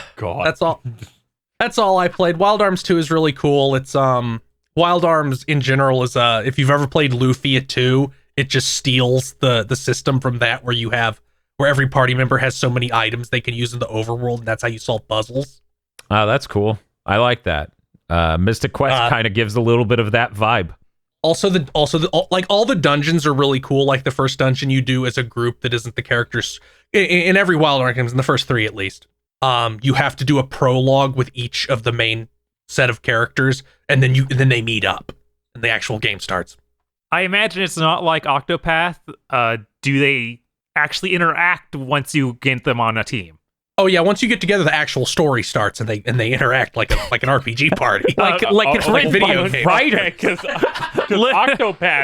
Octopath, you go across a world map and you'll find a town, and then you'll do a dude's chapter. But your characters are there, but they're non-canon, and the only time they interact is if you go to an inn, but they have to be in the main party. That's like Saga Frontier, but really dumb and even worse. Yeah, and the interaction is basically a skit that is not voiced. It's incredibly funny that it was pretty minor, so I didn't put it in news, but they released a little bit more information about that Saga Frontier remaster. Ooh. And one of it was like, yeah, we have the characters interact more. And I'm like, wow. You specifically addressed like problems people had with the game trying to be like this. Man, but yeah, great. it's just in 1 and 2, it's like a menu, and then you do their vignettes, and then the actual game starts, and it has them meet up. In Wild Arms 3, they do a really funny thing where the game starts with the 4 characters getting in a Mexican standoff, like in a Western movie, and then a cursor pops up, and you get to pick all 4 of them in order, like which order you want to do their prologues in, on how they got to the point of having that standoff. Oh, that's cool. I like that. Yeah, Wild Arms is a really cool series, the first 3 at least. Then 4 wasn't a Western at all, and then 5 was weird. It's like a anniversary type thing where like characters from the previous 4 games are just around but not relevant. They're like NPCs. Oh. And it has like a weird battle system where you move around a grid of 7 hexagons. Oh, this was on the PSP, right? No, that's on the PS2. The one on the PSP is called what's it? Wild Arms Crossfire, Wild Arms XF Crossfire. You'll get caught up in it. Great. It's a strategy game that I've never played. I've never been interested in it. But that's all I played. Okay, great. Then I guess it's time to talk about the Podlords. The Podlords. The Podlords. Oh, shit. The Podlords. Podlords such as E. Lee Broyles, Corey Brown, Terrible Hellgast Mess. God. Oh my god. I love that it's the E3 2005 CG trailer. Oh god. Because his face looks weird. Red Blaze 27. And viewers like you. Thank you. You ever have someone pay you $50 a month to thank your viewers? Hey, sometimes you want to be PBS. Suzushiro. Emperor Zero. The longer the icon of Shibi Weeby remains, the stronger she becomes. Oh, whoa. The extra episode of the Cold Steel anime, where Elisa and her mom buy Wonder Bread and commit deforestation. That's definitely true about the mom. Oh, yes. It's 100% accurate. This is fucked up. She would not go out and get the Wonder Bread herself. She would instead have their cool maid with knives pick up the Wonder Bread. Jesus Christ. I think Rahab is pretty cool. Yes, I do. I agree. 101 Shades of Wonderful Remastered. This is the culmination of all I've been working for. Thank you, Podlord. Beauty Kid! It's so powerful. It is very powerful. Oh. Jesus. Oh, the nose is really too much. See, this is gonna appear on the fucking GigaBoots out of context Twitter. Oh, man. It's a much better choice than Blade Busey, I have to admit. WTF Spider-Man. Me every time I try to watch KZ's Kingdom Hearts Marathon every year, and my internet starts dying.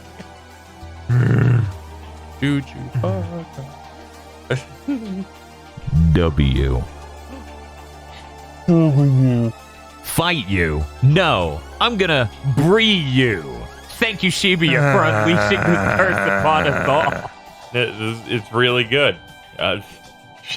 She only charged me $20 for that. That's a pretty low price for a war crime. God.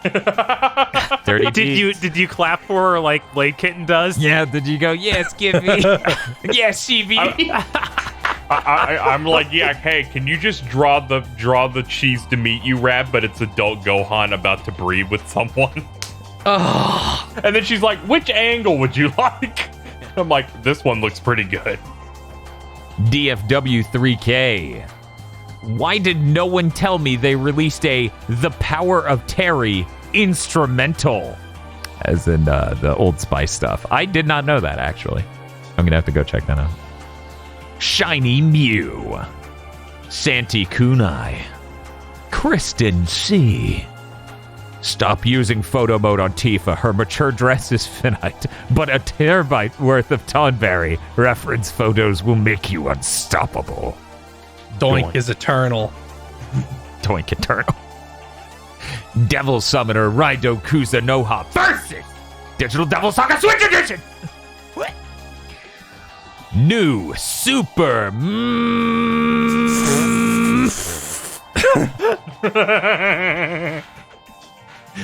Adam really did spend about $400 to play Devil's Crush in perfect quality on his 4K TV, didn't he? Was it worth it? Oh, you bought a Mister? Yeah, the Mister's always worth it. It's good shit. Especially since you got in before The Verge wrote that article. They're going to sell out forever now. Kyle Bjork. This is your fault, Bob. Me trying to summon back the buttermilk chicken sandwich back from the nth level of hell McDonald's has casted down. Rise, buttermilk chicken sandwich. No. Lock the chest. AG's Bird Fact time. While Breagles don't exist, Kazooie is based on a South American Huatzin. Cool. Watson. Huatzin. This is a good bird, honestly. If you're basing a character on a bird, that is a pretty good one to pick. Zilter. The RNG gods made me forget to change my Podlord name. Oh. Call an ambulance, but not for Miwako.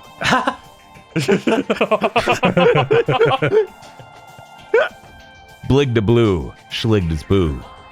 If I upgrade my PC next year from gaming laptop to the real deal, I wonder if then I'd be encouraged to try Cyberpunk. Probably not. No. Probably not. No. Daniel. She didn't say she had a human form. I gotta go. I gotta get out of here. This is rough. Samsung.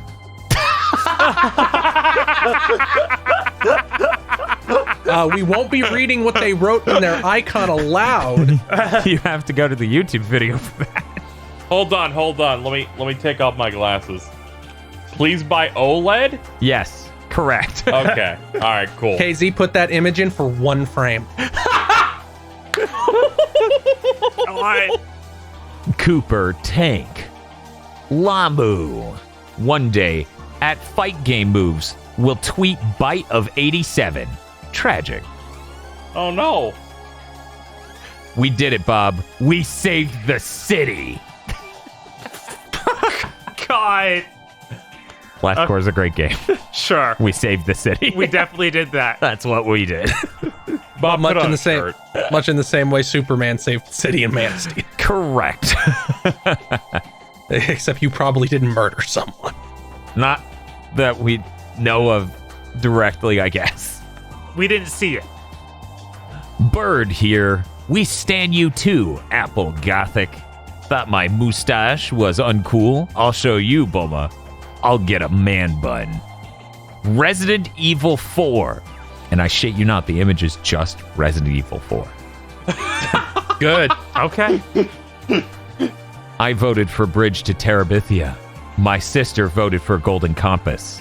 And we have been at war for the past 2 weeks. Very tragic. I prefer you, unless she's also a pod lord, and I prefer her. Cock gobblers. Damn, my last Podlord picture didn't make it into the video. Better put on a show for GigaBoots, Chan. Yeah! There are some things happening in this image. Yeah, there are. I There will not are. describe them. Indigo Sykes. Swag Marth. And I became a Podlord after the Killzone spoiler cast. I'm so sorry. Man, they weren't kidding. They did. Jesus. Damn. I feel you. I feel you deeply. This is a great caption. You're feeling, I can feel deep. I'm pretty sure that's bad. That's just bad scanlation from 2000. Yes, that is what is called the Duwang scans of JoJo Part 4. Shoo, what a beautiful duet. Yep. Because they're all we had until like 2014. Thank you very much to our Podlords. Thank you, Podlords. Thank you, Podlord. Thank you, Podlord. And if Thank you'd like you. to become a Podlord, you can go to our Understand, Patreon at patreon.com/gbpodcast. For as little as $5 a month, you get access to many benefits, such as early access to Chugging Bleach and Mondo Cool, our 2 anime review podcasts, extended armchair dev pitches where we more clearly describe our ideas, and Cursed Content Club commentary track where you watch horrible things with us, alongside Cursed Content by Committee, a Patreon-exclusive user-voted cursed content show. That's patreon.com/gbpodcasts. We got some news this week. I'm going to blitz through my news immediately. Some person out there started a Kickstarter for a game they're calling Little Nemo and the Nightmare Fiends. For people who don't know, Little Nemo is originally a comic from 1905 that most people know for the NES game and the fantastic animated film. It is a public domain IP, so anyone can make a game or anything based on Little Nemo. I can't believe that something is actually in public domain. Yeah, it Wow. was basically the last thing to enter into it. 1905 and it's in public domain. Imagine how many barely. things would be in public domain if it still worked the way it used to. Wow, it would almost be like we would have a cornucopia of fiction to work with. Anyways, this thing looks like a nightmare. I recommend our co-host go to the Kickstarter stage page and play some of the video past the intro bit because it has like what they're calling gameplay. This is one of the roughest looking Kickstarters I've seen any time recently. It doesn't help that the people making this have no real pedigree of having shipped multiple games that are of substantial quality. This is one of the riskiest freaking Kickstarters I've seen in a really long time. I'm skeptical that they'll hit their goal, but I really wouldn't recommend people back it. Yeah, it looks like at best it's like, oh, we want to have this very specific art style. Like, it doesn't even look as good as the NES one, which is really big and ambitious for an NES game. Yeah.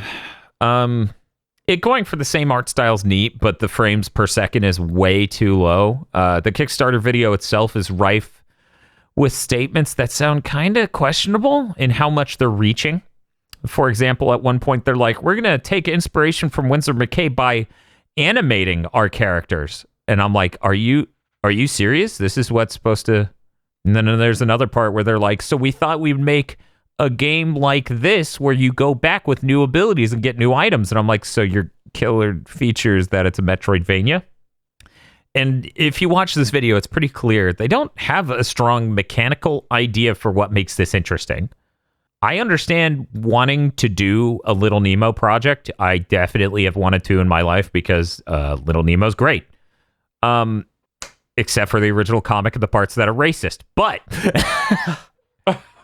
looking forward to those characters showing up in this game. This Kickstarter is one of the most questionable I've seen in a while. But people feel free to look it up and be like, Dan, you're full of shit. This looks great. Like the Panzer Dragoon remake. Go look at the other things this director has shipped. Oh, God. It's. Do you still have that list? I don't have it open. No, it's real dire. Oh no! No! Look at his name. This is gonna hurt, isn't it? I believe the position of the main person in charge was a game design professor. Is that right? Yes, that's right. So then I had to explain who Ian Bogost was to Bob. Oh God, it's doomed. It's fucking Bogost. It's over. It's not him. It's not him. Oh, It's not okay. him. But I had Okay. I had to explain the baggage I had when it came to video game design professor. So, Man, I've never seen you enter a battle station so quickly. so this is this person's demo reel of sorts. You can take a glance at it. It's but yeah, anyways, this looks really questionable, and that hurts me a lot because I love Lil Nemo. You could have a Kickstarter pitch that looks pretty rough, and I might have backed it. But this looks way too rough and has too few salient ideas espoused. Don't worry, Dan. They're gonna get 4 playable characters working, and it's gonna feel good. Okay. Oh, this is. And Balam Wonderworld's going to have 98 different power costumes. And one ability. They'll all be bad. Jumping. Yeah, and 4 jump buttons. But yeah, I actually own a Little Nemo original print size book. It's huge because for people who don't know, comics in the newspaper used to take up the whole fucking page. So if you can imagine the insane amount of detail in that artwork in the original Winsor McKay Little Nemo, it's really great. Also, these quotes on this page are killing me.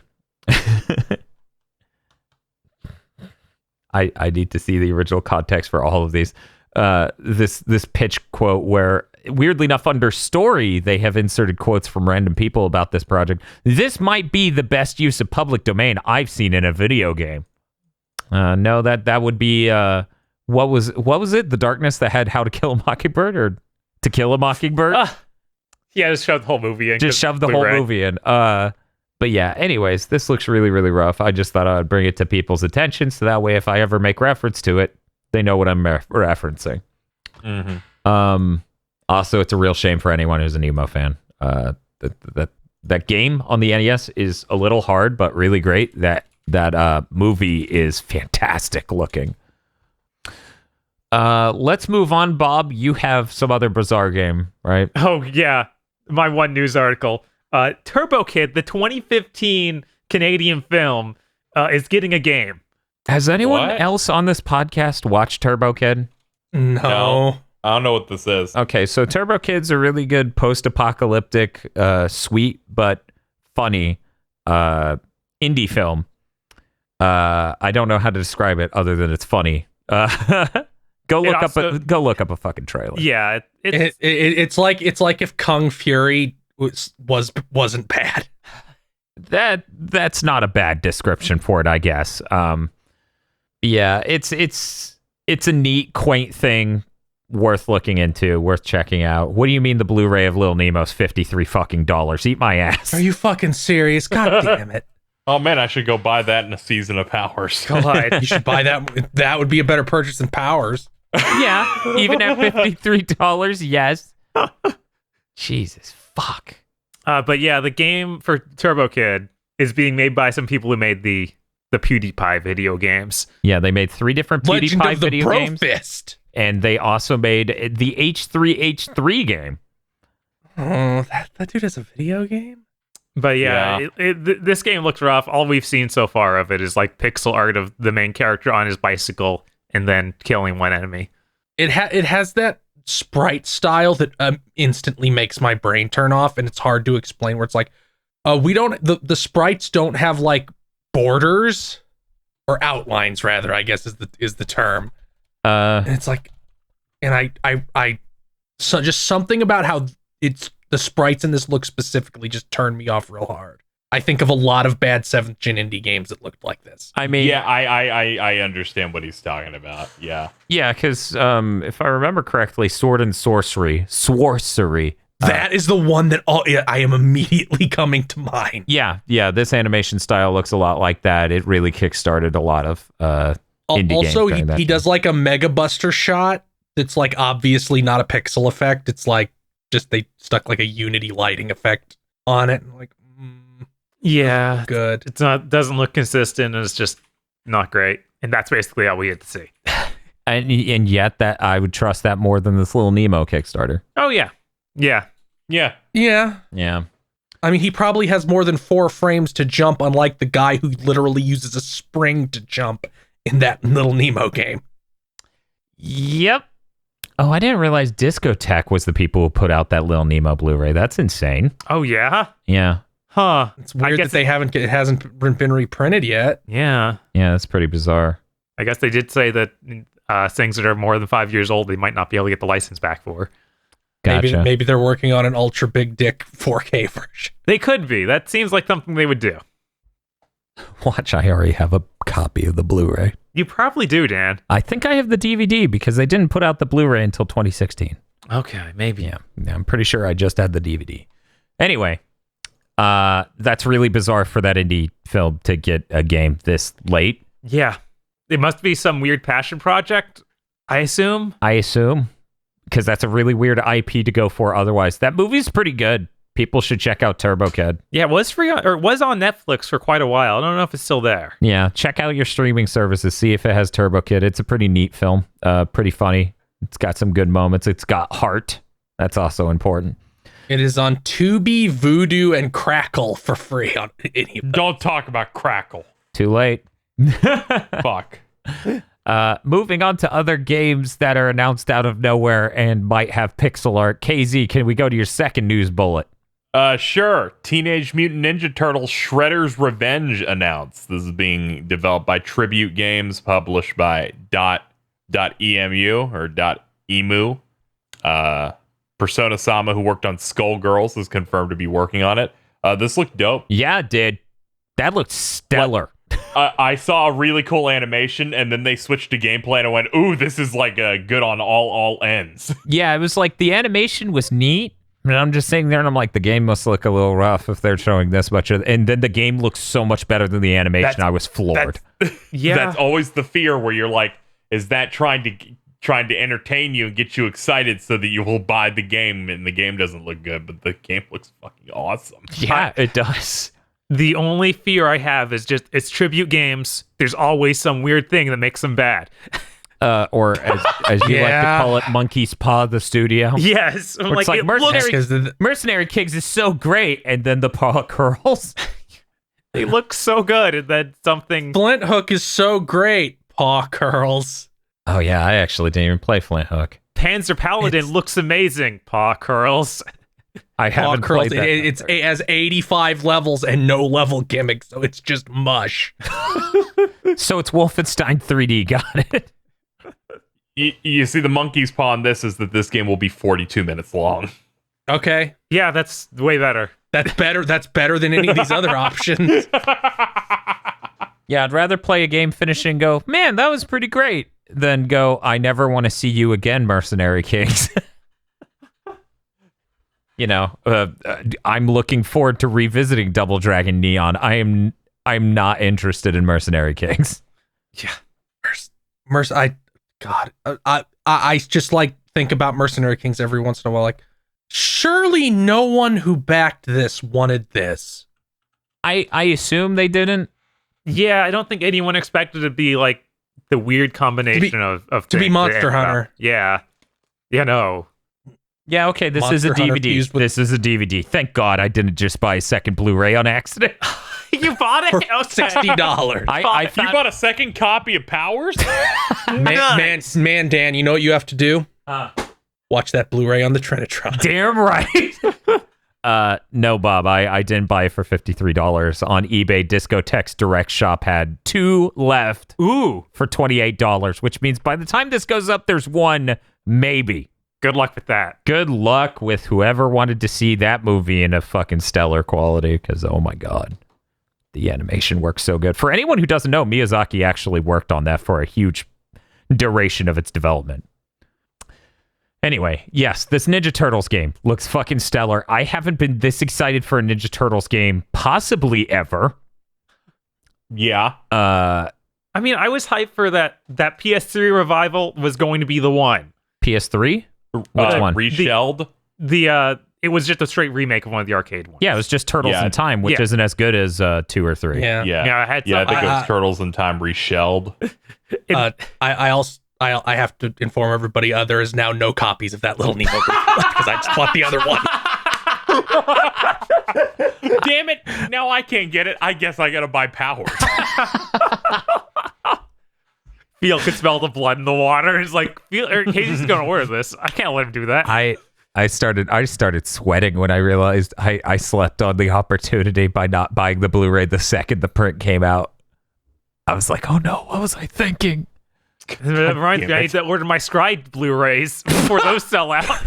Oh yeah, I pre-ordered that shit immediately. I'm like, you don't charge until shipped. Let's fucking go. It fucks me up that Discotech is literally the best anime publisher.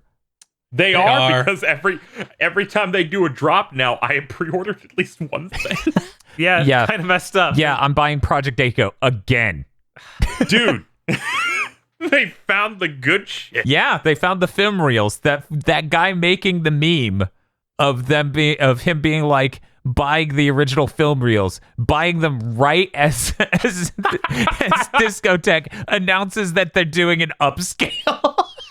Yeah, right after they started paying for the insane upscale they did. Yeah, they were like, we're getting the Laserdisc version. We're going to do a great upscale. Everyone look forward to it. Apparently, some guy had the original film reel and lost it. He's like, this is funny as hell. Yeah, apparently there's some house over in Japan that keeps these, and it was misfiled. But that dude was looking for something else. Like he was working on the Maddox re-release. And the Echo one was like sitting right next to it. God bless him. Yes. God bless him. Because I would have bought it a third time. Let's be clear that Project Echo's fucking the GOAT. They put up 4K YouTube videos of it. It looks good. Yeah, anyway. Understatement of the year. Yeah, Discotech is they own my ass at this point. I watched that on the YouTube app so I could get the HDR. I'm like, what the fuck? You're like, what the fuck is that? What? But this is fake, right? It's not real. What's up, Casey? We got some big exciting news. Oh, We've yeah? got a Square Enix Presents special event happening next week. God. Didn't they specifically say nothing good would be there? First, shut the fuck up because I'm going to tell you exactly what they promised because they put it all on the list here. You think, oh man, Square Enix, maybe it's that new World Ends With You. Maybe it's Final Fantasy 16. Who knows? Maybe it's a new Kingdom Hearts game for no reason. We have Outriders. Knew it. Marvel's Avengers.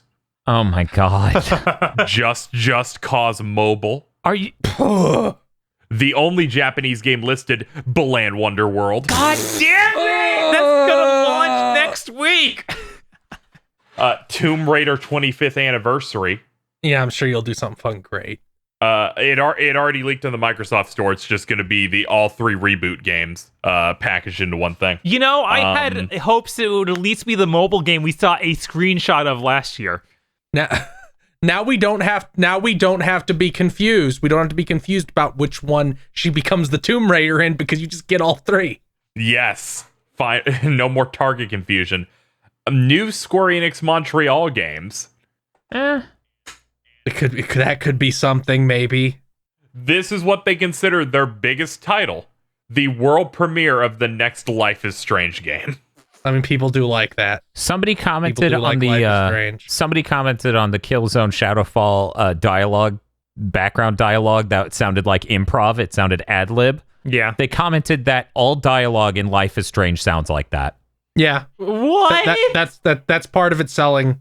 Like part of its selling point because it's like authentic teenagers saying the cringiest shit you've ever heard. Also, the Square Enix Montreal thing will be bad. They only make mobile games. So real quick, you're telling me the whole hook with the Life is Strange is that it's Dr. Katz featuring teenagers where they're just improving a conversation.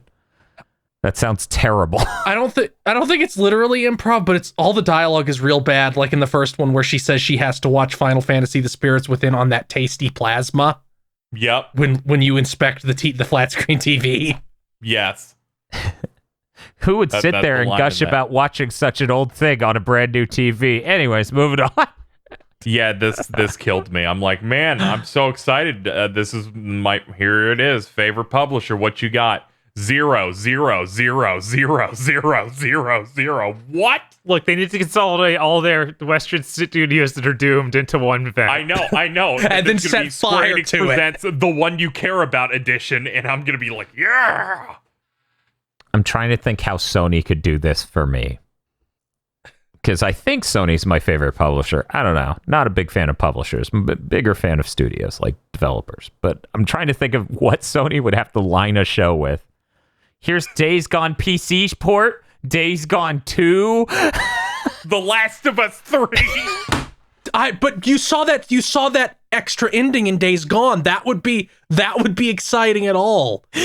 Maybe. All I could think of is Capcom being like, okay, here's the Resident Evil multiplayer experiences. All 5 of them. No. See, I'm thinking across all the years. I'm thinking of the Sony show where it's like Knack 2 remastered, Days Gone on PC, The Order 1887. I think that would fire more neurons for me than any of these games. Killzone, Yes. Killzone Shadowfall 4K edition. That's true. Not a single neuron would fire from that. I would go, I'm not doing that again. Resistance 2 HD. Only 2. Look, Casey. We have to accept that 7th Gen wasn't actually HD. It's true. A lot of the time they're under I know, but 720. It's Agro's so bad. convulsing while listening. Dan, What's up? the Microsoft Bethesda deal is done. Okay. Yeah, Okay. that sounds like our society. We don't actually stop monopolies anymore. We just pretend that we might. They hosted a roundtable discussion, assured people that they won't announce anything new there. I have a Phil Spencer quote. Oh. Please read it. I listened to the podcasts and all the questions, so I'm going to try and be as clear as I can, because that's what I just think that that's fair. So obviously I can't sit here and say every Bethesda game is exclusive, because we know that's not true. There's contractual obligations we have to see through, and we always do in every one of these instances. We have games that exist on other platforms, and we're going to support those games on the platforms they're on. There's community of the players, and we love those communities, and we'll continue to invest in them. And even in the future, there might be things that have either contractual things or legacy on different platforms that we'll go do. But if you're an Xbox customer, the thing I want you to know is this is about delivering great exclusive games for you that ship on platforms where Game Pass exists, and that's our goal. That's why we're doing this. That's the root of the partnership that we're building, and the creative capability we will be able to bring to market for Xbox customers is going to be the best it's ever been for Xbox after we're done here. Yep. Surprisingly cogent. Yeah. Now that we own them, the other guys don't get to have these games. You get nothing new though. Yeah. Imagine. Yes. Yeah. It's like I said on Twitter. Like the best thing you can hope for in a circumstance like this as a consumer, not a fucking investor, is that nothing changes. That's the best possible outcome. So why would I ever be excited for this? I mean, here's the thing. No amount of money can fix Bethesda. So nothing. They nothing. had infinite money. Right, exactly. They have all the time in the world and all the tech in the world. They just have to go do the work. I hate everyone who isn't on this podcast. Mm-hmm. Because you said they have all the money in the world and they're infinite money. Every thread and discussion about this has said, no, Bethesda and ZeniMax were going bankrupt. They needed to be sold. They were desperate to be bought. What the fuck are you talking about? Skyrim and Fallout still sell millions of copies a year. People Doom run a Eternal narrative sold that they like were 9 doomed. million copies. Yeah, everyone's saying that they were doomed if they weren't going to be bought. And it's like, if Microsoft didn't do it, someone else would have. No, because they charged them, what was it, $4 billion? Like 9. People were like, what, you want Google to buy them?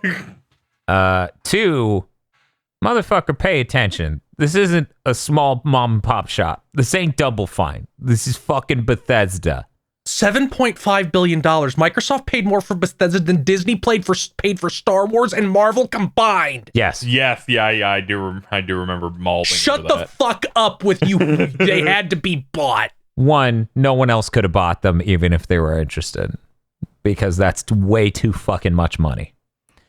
Two, their failures printed money. Fallout 76 is profitable. Yeah. Like, the only things that maybe weren't profitable is the shit they sent out to die with no marketing, like Prey and The Evil Within 2. Yeah. Everything else was fine.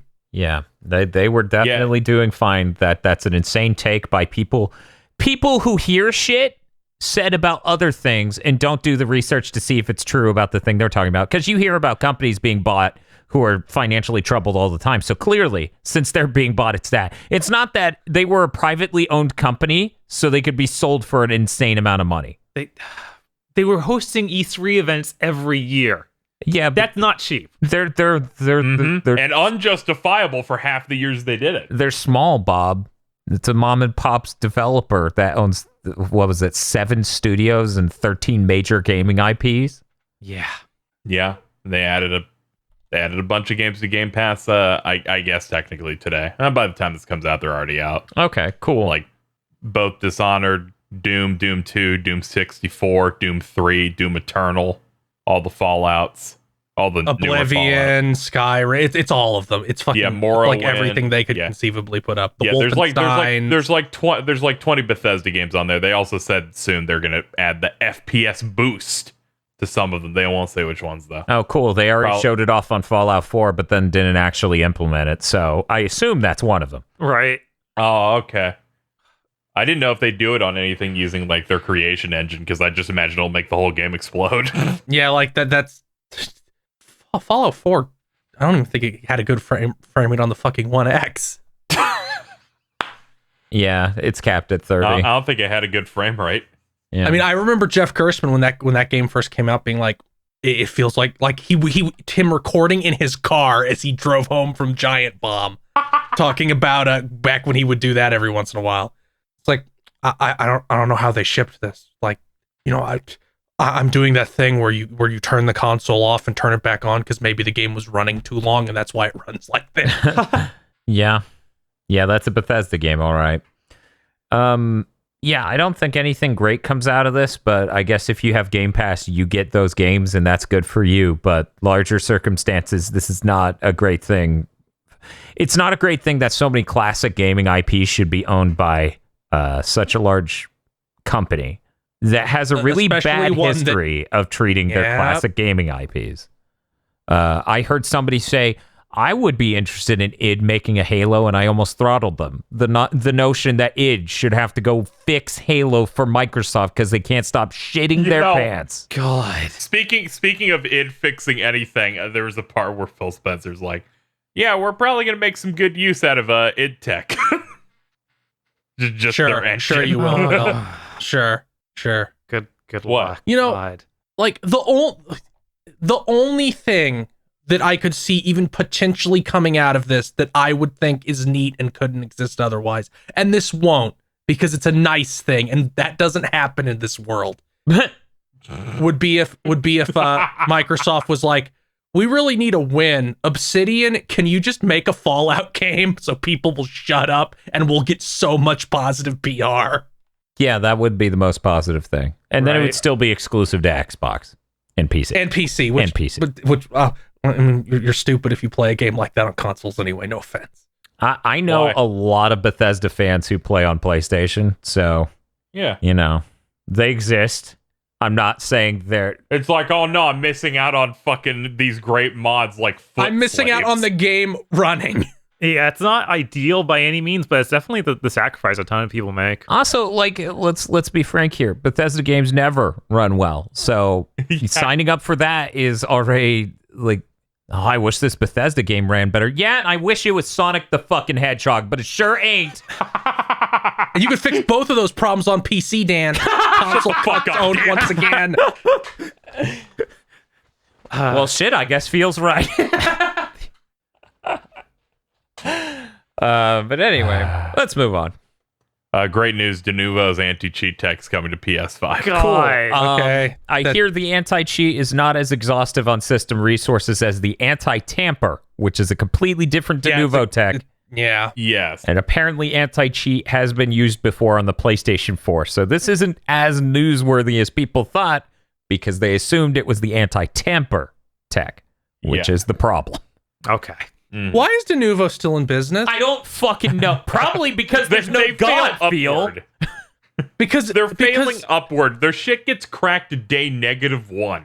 Yeah, like for like the first year they existed, they were like, see, they can't crack because like one of the first games that used it was Dragon Age Inquisition, and nobody cracked that shit for weeks, maybe even months. So they got boosted for it, but now it fucks up your game's performance. It maybe has other negative effects. Like I haven't done the research. I just hear people say it a lot, including people who I feel like would know. But then I hear other people who would also know say no, it doesn't. So I don't know. But the point is, it's invasive and doesn't prevent piracy. So why are you still putting it on your games, you fucking moron? Because they aren't actually selling anti-piracy fuel. They're selling the idea of anti-piracy. It's funny whenever it's used, especially on stuff that's not even a big deal. Like they used it for the Persona 4 PC port that launched for $15. I'm assuming it's just like at this point, it's almost like the Unreal of copyright protection, where it's just like we don't want to do it. Let's just stick it on there. It's easy, and we'll stop something maybe. Yeah, it's that news. Yeah. We had the Tales Up Festival this past week. So they showed a teaser trailer thing for Tales of Arise. It was dubbed. They promised more news in the spring. Looks good. There's not much to say on it. I still don't know what that gameplay is. It's mostly a cinematic trailer, so it's basically like a re-reveal where it's like, you're gonna start seeing it more and then get a date. And it's still great to see them show this off. Have a JRPG that looks really nice. Yes, I was. I feel like I was extra hard, especially after Zestiria was really, really bad. Zestiria is really, really bad. That they were once again making Berseria, which was another game in that same PS3 engine, but that one I liked a lot and went, it makes sense because Hideo Baba was like the producer on a lot of those over there, and he left after Zestiria, and then suddenly those games got really good again and enjoyable. I'm like, okay, this is good. Like I'm very excited at the jump in quality and seeing them actually use a good engine and like something a bit more advanced has me really hopeful. Oh man, this trailer's pretty hype. I'm not used to them just going in hard on that. I'm so glad that I won't have to see the exact same port copy pasted 14 times throughout the game like I have for the past 4 Tales games, not counting the Vesperia re-release, because that was when Microsoft was cutting the check, so it had a little bit more going on. Something I thought was funny that I've been seeing recently. I mentioned that Hideo Baba left as part of the Tales producer. He went to Square Enix. And then they did that Project Prelude rune game that they showed at one TGS, then canceled, and then he left. And I guess he works at some other company that's like tied to Sega. Oh, and I didn't know he ever went anywhere else. And people found out that he apparently worked on that Sakura Wars fucking mobile game. Huh. That just completely tanked for them. And people like finding out it's like everything that dude touches fails like tremendously now. That's weird because he had a good run with the Tales series for a while there. It wasn't until the end of it where it was like, stop. Yeah, there's a lot of other stuff that came out, like how Zestiria was handled with that guy. It's a little... Of course.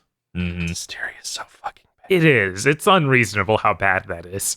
Where he specifically wanted to prop up one of the characters in there to be the main heroine, despite all the marketing being for a completely different character, which caused backlash for that. Weird. Entire thing, to the point where Bamco literally told him and his team, make a DLC on that character that you fucked over. And then they did, and it wasn't very good, and still propped up the character that he liked. It's kind of crazy. But yeah, Tales of Arise looks good. I hope we see it. I guess Bamco might do an event or something. That's a In a few rumor. months. Show off Elden Ring. Show off this. I didn't even know that they were involved in Elden Ring. I thought that was just FromSoft using all their new investor money to make a thing. Nah, I'm pretty. Yeah. I didn't I even know guess till has like that. this week. Has that like good relationship with them. Next up, we got some Dragon Ball Z Kakarot news. They have the DLC Trunks, the Warrior of Hope, announced for early summer. 18 months after the game came out. That's fucking bizarre. I Yeah, cannot it's insane. handle Dragon Ball Z Kakarot Trunks. Like it's just going to be like the same nothing. They didn't really show much of it all. It's just like, look, this is the thing we're adapting. And it's like, that's cool. Hopefully you don't cut any cool moments out of this. I want to see the video game version of future Gohan just staring at Trunks. I feel like that could work pretty good. Next, other Dragon Ball news. We have Dragon Ball FighterZ presumably final DLC character, unless they do another season. Unless they do a next gen update, which is what I expect more than a new season. Yeah, feel like they just make maybe a proper sequel to give that good net code. That'd be swell. That would be swell. Mm-hmm. But yeah, it's Super Saiyan 4 Gogeta, which is already out. I This played character, with him a little bit, yeah. This character is absurd. Dan? Yeah. He has like some invincible DP Dragon Punch, and it just gives you a Dragon Ball. It just spawns. What? When you do it. He has the level system like adult Gohan, where you do it and you can level up, and once you hit level 7, your level 3 will just instantly kill anything. It's actually not that ridiculous, and it's a little bit different from Gohan because I did fuck with him a bit. The only thing the level does is it makes your supers do more damage. Yes. And when you use any super, all the levels go away. You go back to level 1. And It's still the thing hilarious. about the level 3 is it has a 30 frame startup because it's a different level 3 from his normal level 3. So it has a 1/2 of a second startup, meaning you can block, or it's really hard to hit unless you catch them in a long assist or something. Yeah, all I saw was someone that was at full health dash toward him. They hit the button that makes them go to level 7, which is a shockwave that knocked him back, and the person immediately mashed a level 3 and instantly vaporized them. Yeah, it does 4 times as much health as you have, I think, when you're like in the training mode and you see the damage number. Yes. It's crazy. They gave us a new dramatic finish that's just between Super Saiyan Blue Gogeta as they decide which one's the stronger one. Oh my god. Yes, and they have a different ending depending on which one won in the actual fight. Yeah. And the other one's neat. like, I guess our fusion's cooler. Is it Gogeta or Vegito? It's Gogeta. Oh, okay.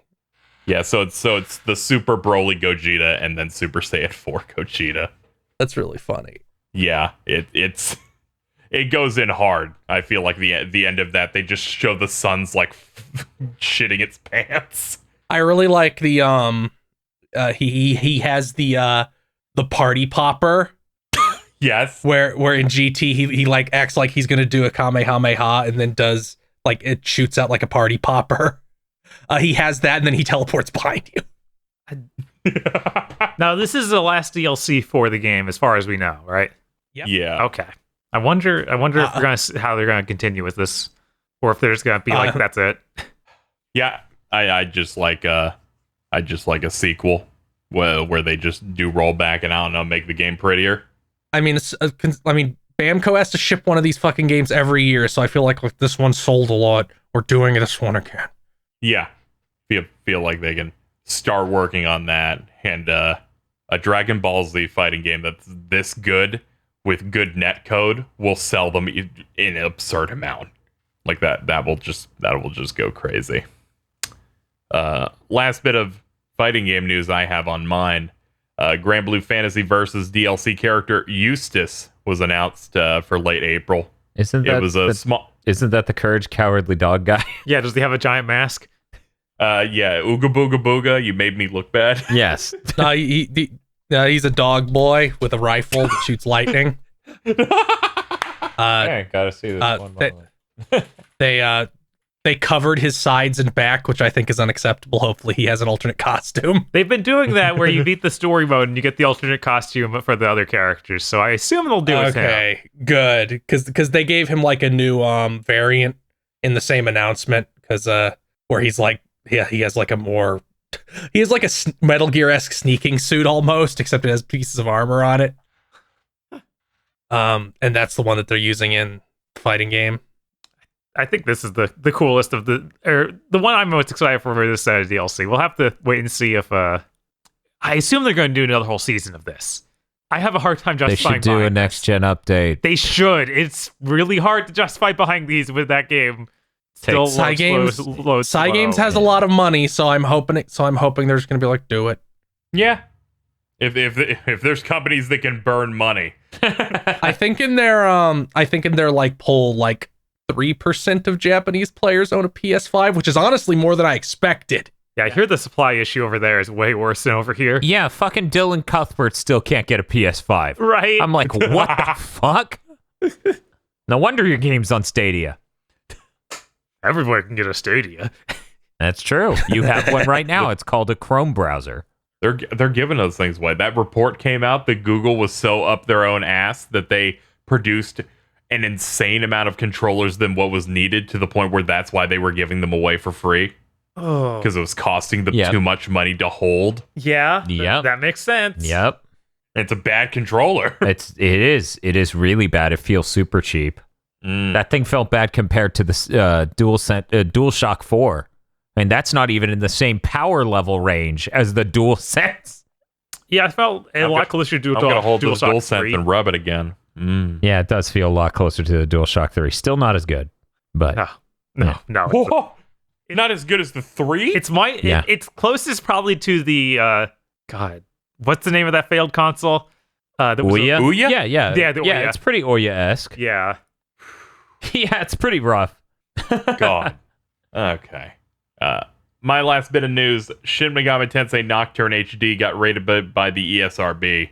I guess that's coming out soon. They're like, yeah, there's fucked up shit in here, and someone says "fuck" out loud. Whoa! Someone says fuck? Does Ryuji show up and say it? I gotta buy this video game. Someone says fuck. There's something so funny about ESRB ratings when they're like, yeah, it's really fucked up. You're fighting demons. This one dude's wearing skin. That dude said fuck. T for teen. This is all on the same level. Technically not new news, but worth noting to anyone who missed it, which was me until yesterday. That Crash 4 port to the PS5's done. That version's out. It looks a lot sharper and runs at 60 locked basically at all times. You gonna play it on the Switch? No. Oh, okay. Because Sure. that's 30 frames per second and 720p probably. Oh.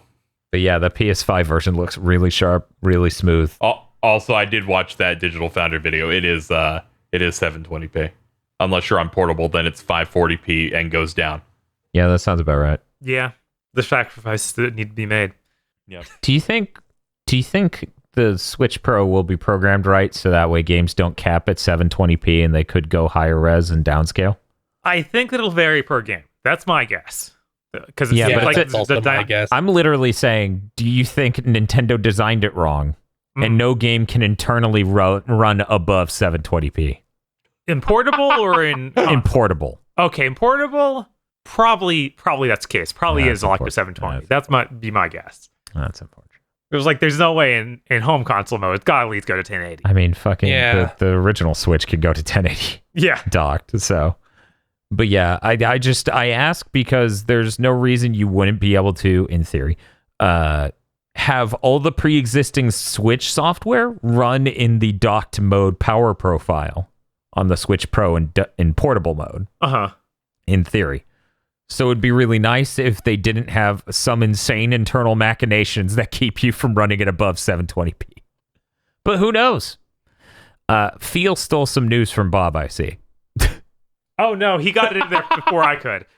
Yeah. I got it first. But Shinra Ninja Taisen Neptune Shoujo Tachi no Kyoin, a crossover between Neptunia and Shinran Kagura, has been announced. This is the end Holy game. shit. Yes, We arrived. this is it. This is it. We found perfection can't- in that series. I can't believe they announced an armchair dev bit. Yes. yeah, this is insane. Does this have all of their features? Can you massage the Neptunia girls?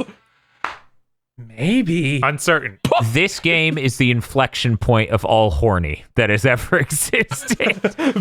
This is the center of the entire cosmos. This looks like more like a normal action game than other Shinran Kagura games. Like there appears to be fewer enemies. It looks closer to Oni-Chanbara, actually. You should probably not have 10 words in your title of your game. But anyways, Who cares? Like it has similar character swapping and stuff, it looks like. But yeah, that's all we know. It's an action game. It's not like an RPG or a Muso like. It seems to be more like a normal action game.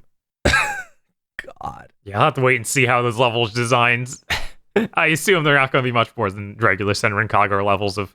Yeah, probably not. Like 3 you'll rooms probably long. just you'll probably run around the Neptunia maps they've been using since the very first game and never stopped. Probably. God. but hey, think about it this way, Bob. Uh This one will probably run on the PS5. huh. Ooh. Because if you recall, the Senran Kagura games were the ones that had the issue Yeah. with the shading. I wonder. That makes them not work. Now that they have to be able to run on the PS5 since they're releasing late enough, then Yeah. I'm sure they'll fix that. They're mandated to be compatible. No, Sony. No, Sony. That's just how our game looks in 4K. Why is the girl's skin coming off? It's hot. Whatever. Okay, We're not fucking- experts on that. Whatever you say. Shippable. You sir probably are with KG Hinafune in a mask. Oh man, KJ Inafune should sound like Gilbert Gottfried. We got a teaser image for the second Doom Eternal DLC. A trailer will be happening on the 15th. Doom Guy is just fighting the Chaos Marines from Warhammer 40K now. Okay, I'm posting the image in this. This looks It's like so the coolest shit in the world. They're giving him a hammer. I want to swing that hammer. That is pretty good. I like how he now has his true Virgil, evil Satan Doom Guy. Yup. God, how fucking cool. They put that fucking big ass robot in there. You better get to pilot that robot for even a second. I'm gonna lose it when I see both of those the fucking 2 kaijus there just fighting in the background. And there's like 6 marauders on the map attacking me at once. Oh man, it's just like Xenoblade. I can't wait until the Kino Fabino meme where we see both of those giant monsters with their ass cheeks out. God, he did one of that for Half-Life 2, and I wasn't ready for it. No. Because it's just Gordon Freeman being very schlubby. It's like, oh my god, why'd you do that? Come on, dude. Fucking Hayes Pissman. Disintegration developer V1 Interactive shut down, which I had to scramble to try and remember what disintegration was. Because like we've talked about that. What is we it? did a few times. Yeah. I have nothing. Oh, it's the one where the Bob played it and it had a motorcycle and it was bad. Yes. Made by some of the people who made Halo 1. Well, they had to make a big multiplayer thing so they could fail, I guess. Bob, is the guy from Halo 1 the Stubbs the zombie guy? I don't know. I never checked it into Okay, who one it moment. Let was. me Stubbs the zombie. That wouldn't be surprising. No, it wouldn't.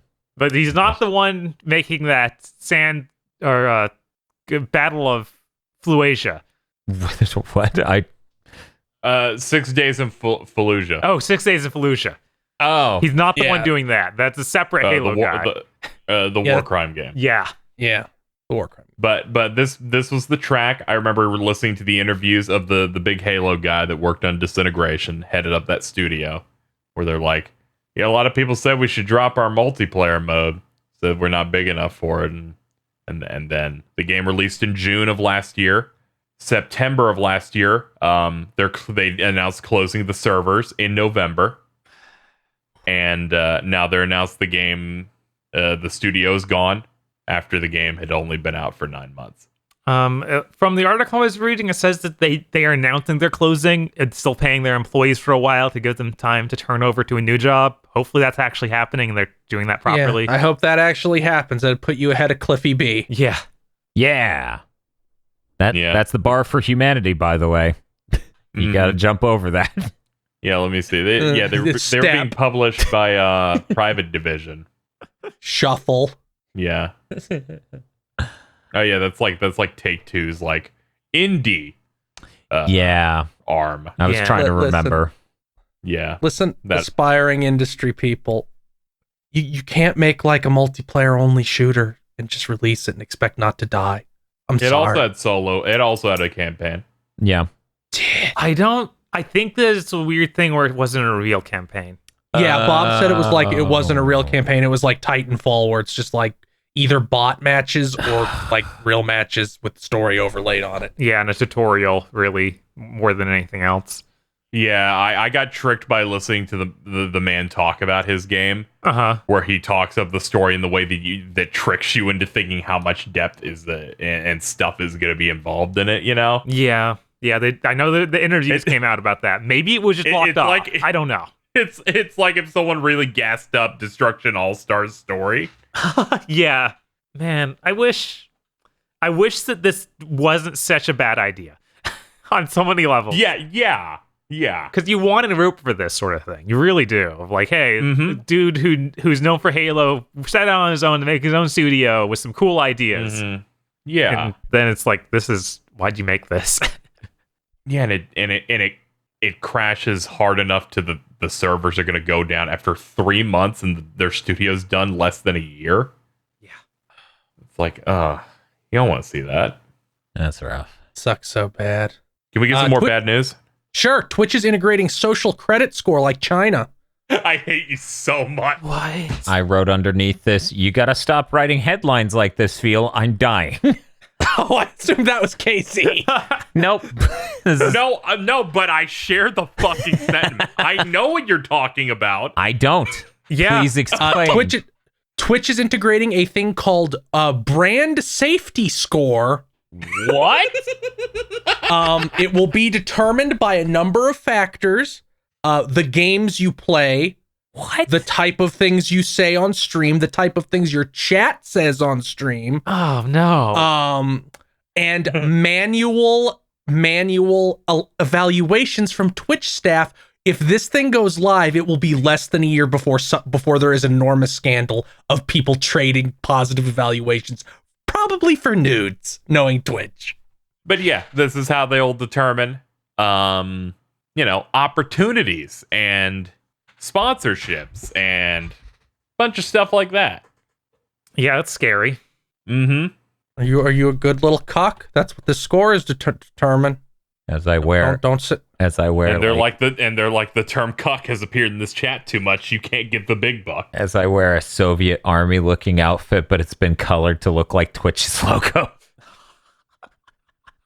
I gotta go. Oh, God. Don't laugh, it's bad. I'm assuming this won't actually go live for various reasons, but we'll see. Yeah, I saw Twitch support respond to a person who made the thread. That was like,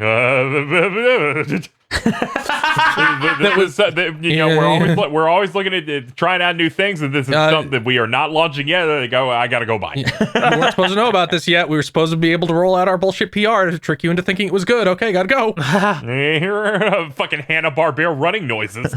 Yes. Come on, Scoob. They found out about the new feature. The Twitch staff is running down the fucking infinite hallway that keeps looping. The carpet's just building up underneath them, and they're not going anywhere. It's like the world's longest rug. She said. We peer in on like their planning meeting. It's like, I'm glad that he's in there and we're out here, and I'm the sheriff and he's in there. Yeah, but instead of fucking frozen ice cube, it's an Amazon wage cage. You look into your chat and you can see in the literal chat overlay eyeballs like in the paintings in Scooby-Doo as Twitch watches you. Record of Lodos War, Deedlit in Wonder Labyrinth launches for realsies, not early access. You can actually play the entire game March 20th. Oh, thank God. So close. Jesus Christ. Only 1 year after release yeah. of that. Nice. I was looking forward to playing that, so I'm like, yeah, finally it's done. And it'll probably actually be done and won't have a bonus super hard level that comes out 3 months later, like the Toho one did. I really hope they bring this thing to more platforms. Yeah, it's really sad they only brought Luna Knights over to Switch and maybe Xbox, but it never hit PlayStation. Yeah, it's on Switch and Xbox One. That's weird. Yeah. But then again, like we've seen conclusive evidence that Sony is bad about stuff like this. Yeah, it sounds like they might be bullshit to deal with, but... And yet somehow we get things like that intensely low budget looking action game. Yeah, what was the the PlayStation name, Store? What was the name of that again, Bob? Let me look it up. Is it Gamatsu? Gamatsu did a post about it earlier this week. Let me just scroll Yeah, down. they did. I almost bought it until I looked at the UI and it's like, oh, this is a mobile port. Fuck you. Smashing the Into the Battle, coffin. Ghost Soul, now available in North America. Here, let me just post a picture at UKZ. The video has way more than you can imagine, but this picture will do for now. So No. you have no idea. No. If it didn't give away that it was a mobile port, I was like, maybe. Yeah, no, I'm good. Assault Spy is good. Doesn't look that much different than Assault Spy. I mean, it could But be it's worse. like- Could be. It's like, oh, you this is a mobile game. No. Yeah, it could be like real shovelware. That's even worse. Like fucking Life of Black Tiger. Yeah, it's definitely above Life of Black Tiger, but I timestamped a thing if you want to see, KZ. No. No. They are trying to escape orbit at this rate. Mhm. Yes, this is an action game where you play as Pyra. Oh, maybe I will buy this. I True. think it would be interesting to investigate it on stream, but it's $20. Yeah, no, I saw It that price is. was like, oh Yeah. no. Yeah, I'm a frugal investigator. Real quick though, if you look at that logo, Smashing the Battle, the Smash has a cross slash through it turned at an angle, and I'm like, is that supposed to harken to the Smash logo cross? I got more of like a it's No got More other Heroes vibe from it. It's got more cracks on it That's than true. the Smash thing. Like you Because see, No More Heroes splitting has more. like that cut through the word heroes. Yes, That's and what No I More Heroes also has a red text turned at a slight angle that looks like a bad font choice. Yes. It's an aesthetic. In No More Heroes case, this no. And then finally, the last of my news, Trails of Cold Steel is getting an anime, which will probably be bad, like basically every anime based on games is. But it's okay. Somehow they'll cover how many? 4, 8 games that are all 100 hours each? No, don't there's- worry. There's 2 games that are 60 hours and then 2 games that are 80 hours, and I'm assuming it's just going to cover 1 game per season, maybe the first 2 games in a season. Don't worry. I looked into this. It's they're like, we're gonna tell a story we couldn't tell in the games in like the western part of that, but it also involves Reen Schwartzer, the main character of the Cold Steel thing. And I'm like, that's cool. I mean, 60%, 80% of Trails of Cold Steel 1 doesn't matter, so they could have adapted that pretty easily without having to worry. I don't know. I'll watch it. I have no problem. Not every game anime adaptation is bad. Yes, they are. The original, Yeah, like what fucking one are you thinking of that isn't? the original Persona 4 one was fine. Chie in 2 places. Yes. Okay. Did they announce who's creating it? Companies you never heard of before. Oh, good. I have no idea. Also, fucking, so what if Chie's in 2 places? Anime game adaptations that created animation errors. Yeah, the whole anime looks bad from every single shot I Yeah, saw. Casey, like this isn't a bit of I picked out one thing, I dropped it because it looked hideous and was bad. Yeah, I don't know. Like, I watched that adaptation and thought it looked fine. Golden looked terrible. Look, guys, they knew what people wanted and they doubled up on it. What's wrong with that? Mm-hmm. Yeah. Also, that Twooey anime looks really good. They put out another trailer for that yesterday. Looking forward to that one. I'm guessing that one specifically got delayed because Probably to sync up with the game announcement. They're like, this is coming out in summer, and this anime will end in the summer. apparently it's still scheduled to premiere in April. Yeah, I'm thinking that they may have had this done and could have done it like a season earlier. Oh, maybe.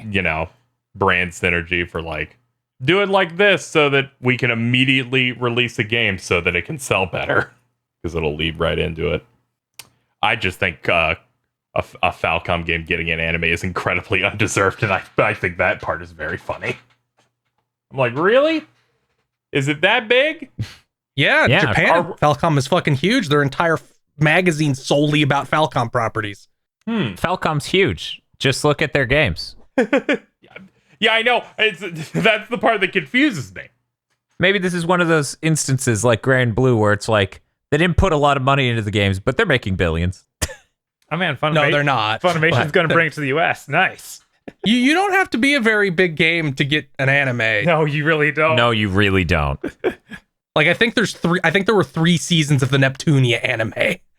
Oh, okay. Because whenever I look at Falcom, I think of, they're like Game Freak, but for hardcore JRPGs. This isn't the first time. There is an anime about Ys, right? Yeah. Okay. Yeah, there was OVAs and stuff. And there's also that giant crossover. There was also a Trail to the Sky OVA. Yeah, the only thing I know about that is the main character immediately eating shit to one limp kick from one of the bad guys. Yeah, there's also that crossover anime that happened. Also, how can we sit here and insult animes based on games when Star Ocean EX is one of the strongest animes I've Also, Kirby right back at you. Check fucking mate. Fantastic show. Well, that doesn't count because it's a cartoon. It doesn't count because the only reason KZ would even bring it up is because he thinks the dub is funny, and if he tried to watch it subtitled, he'd experience brain death almost immediately. Yeah, look, sometimes the performance is the art. No, I bet I could watch it sub just fine. We need to do the Kirby Right Back at You versus Mega Man NT Warrior podcast. Holy shit! Now that's a good fucking idea. God, NT Warrior is so bad. It's one of those ones that had 300 episodes and just went until time stopped. Yeah, that's great. And we gotta watch fucking Beautiful Joe. No. Go fuck yourself. No, I'll tap out on that one.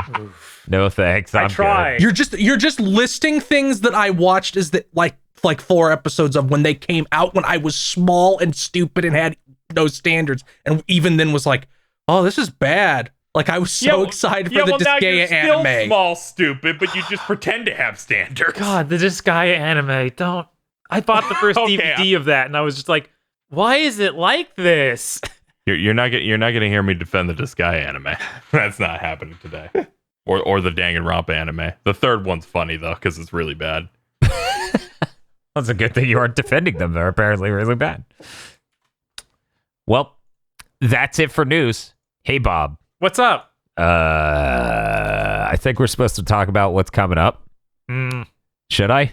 I don't know, man. Sounds pretty sus. Okay, well, I'm not going to do it then. You guys will get videos next week. Don't do that. They'll get some videos next week. Don't Among Us meme. I'm so tired of it. It's everywhere. People are finding it everywhere. Someone said, "Look at your thumb," and said it's sus, and I had a stroke. Yeah, that's what happens when you make your character a shape. So fucking mad. That's bad slang, Bob. You stop your bad slang. I'm sorry. I'm sorry. I have people driven me up a wall. Okay, they're like, "Hey, you want to go look up Pokemon number 591?" And then I fucking stroke out because it's Among Us. Okay. I'm having a rough. Hey, KZ, what do you have going on in the next week? Oh no, I'm streaming Kingdom Hearts and killing myself. How about you feel? I'll stream some things and I'll help KZ die. Oh, cool. Nice. Got him. and just trap him in a room with Mega Man NT Warrior. He'll live forever because it lasts until the end of time. Thank you for listening to this episode of the Big Think Dimension. If you would like to support the GB Podcast Network, head on over to patreon.com/GB Podcast so that way you can get exclusive behind the scenes on stuff, other content. There's a lot of content. It's basically non-ending avalanche of content. So head on over there, become a $5 backer or a Podlord today.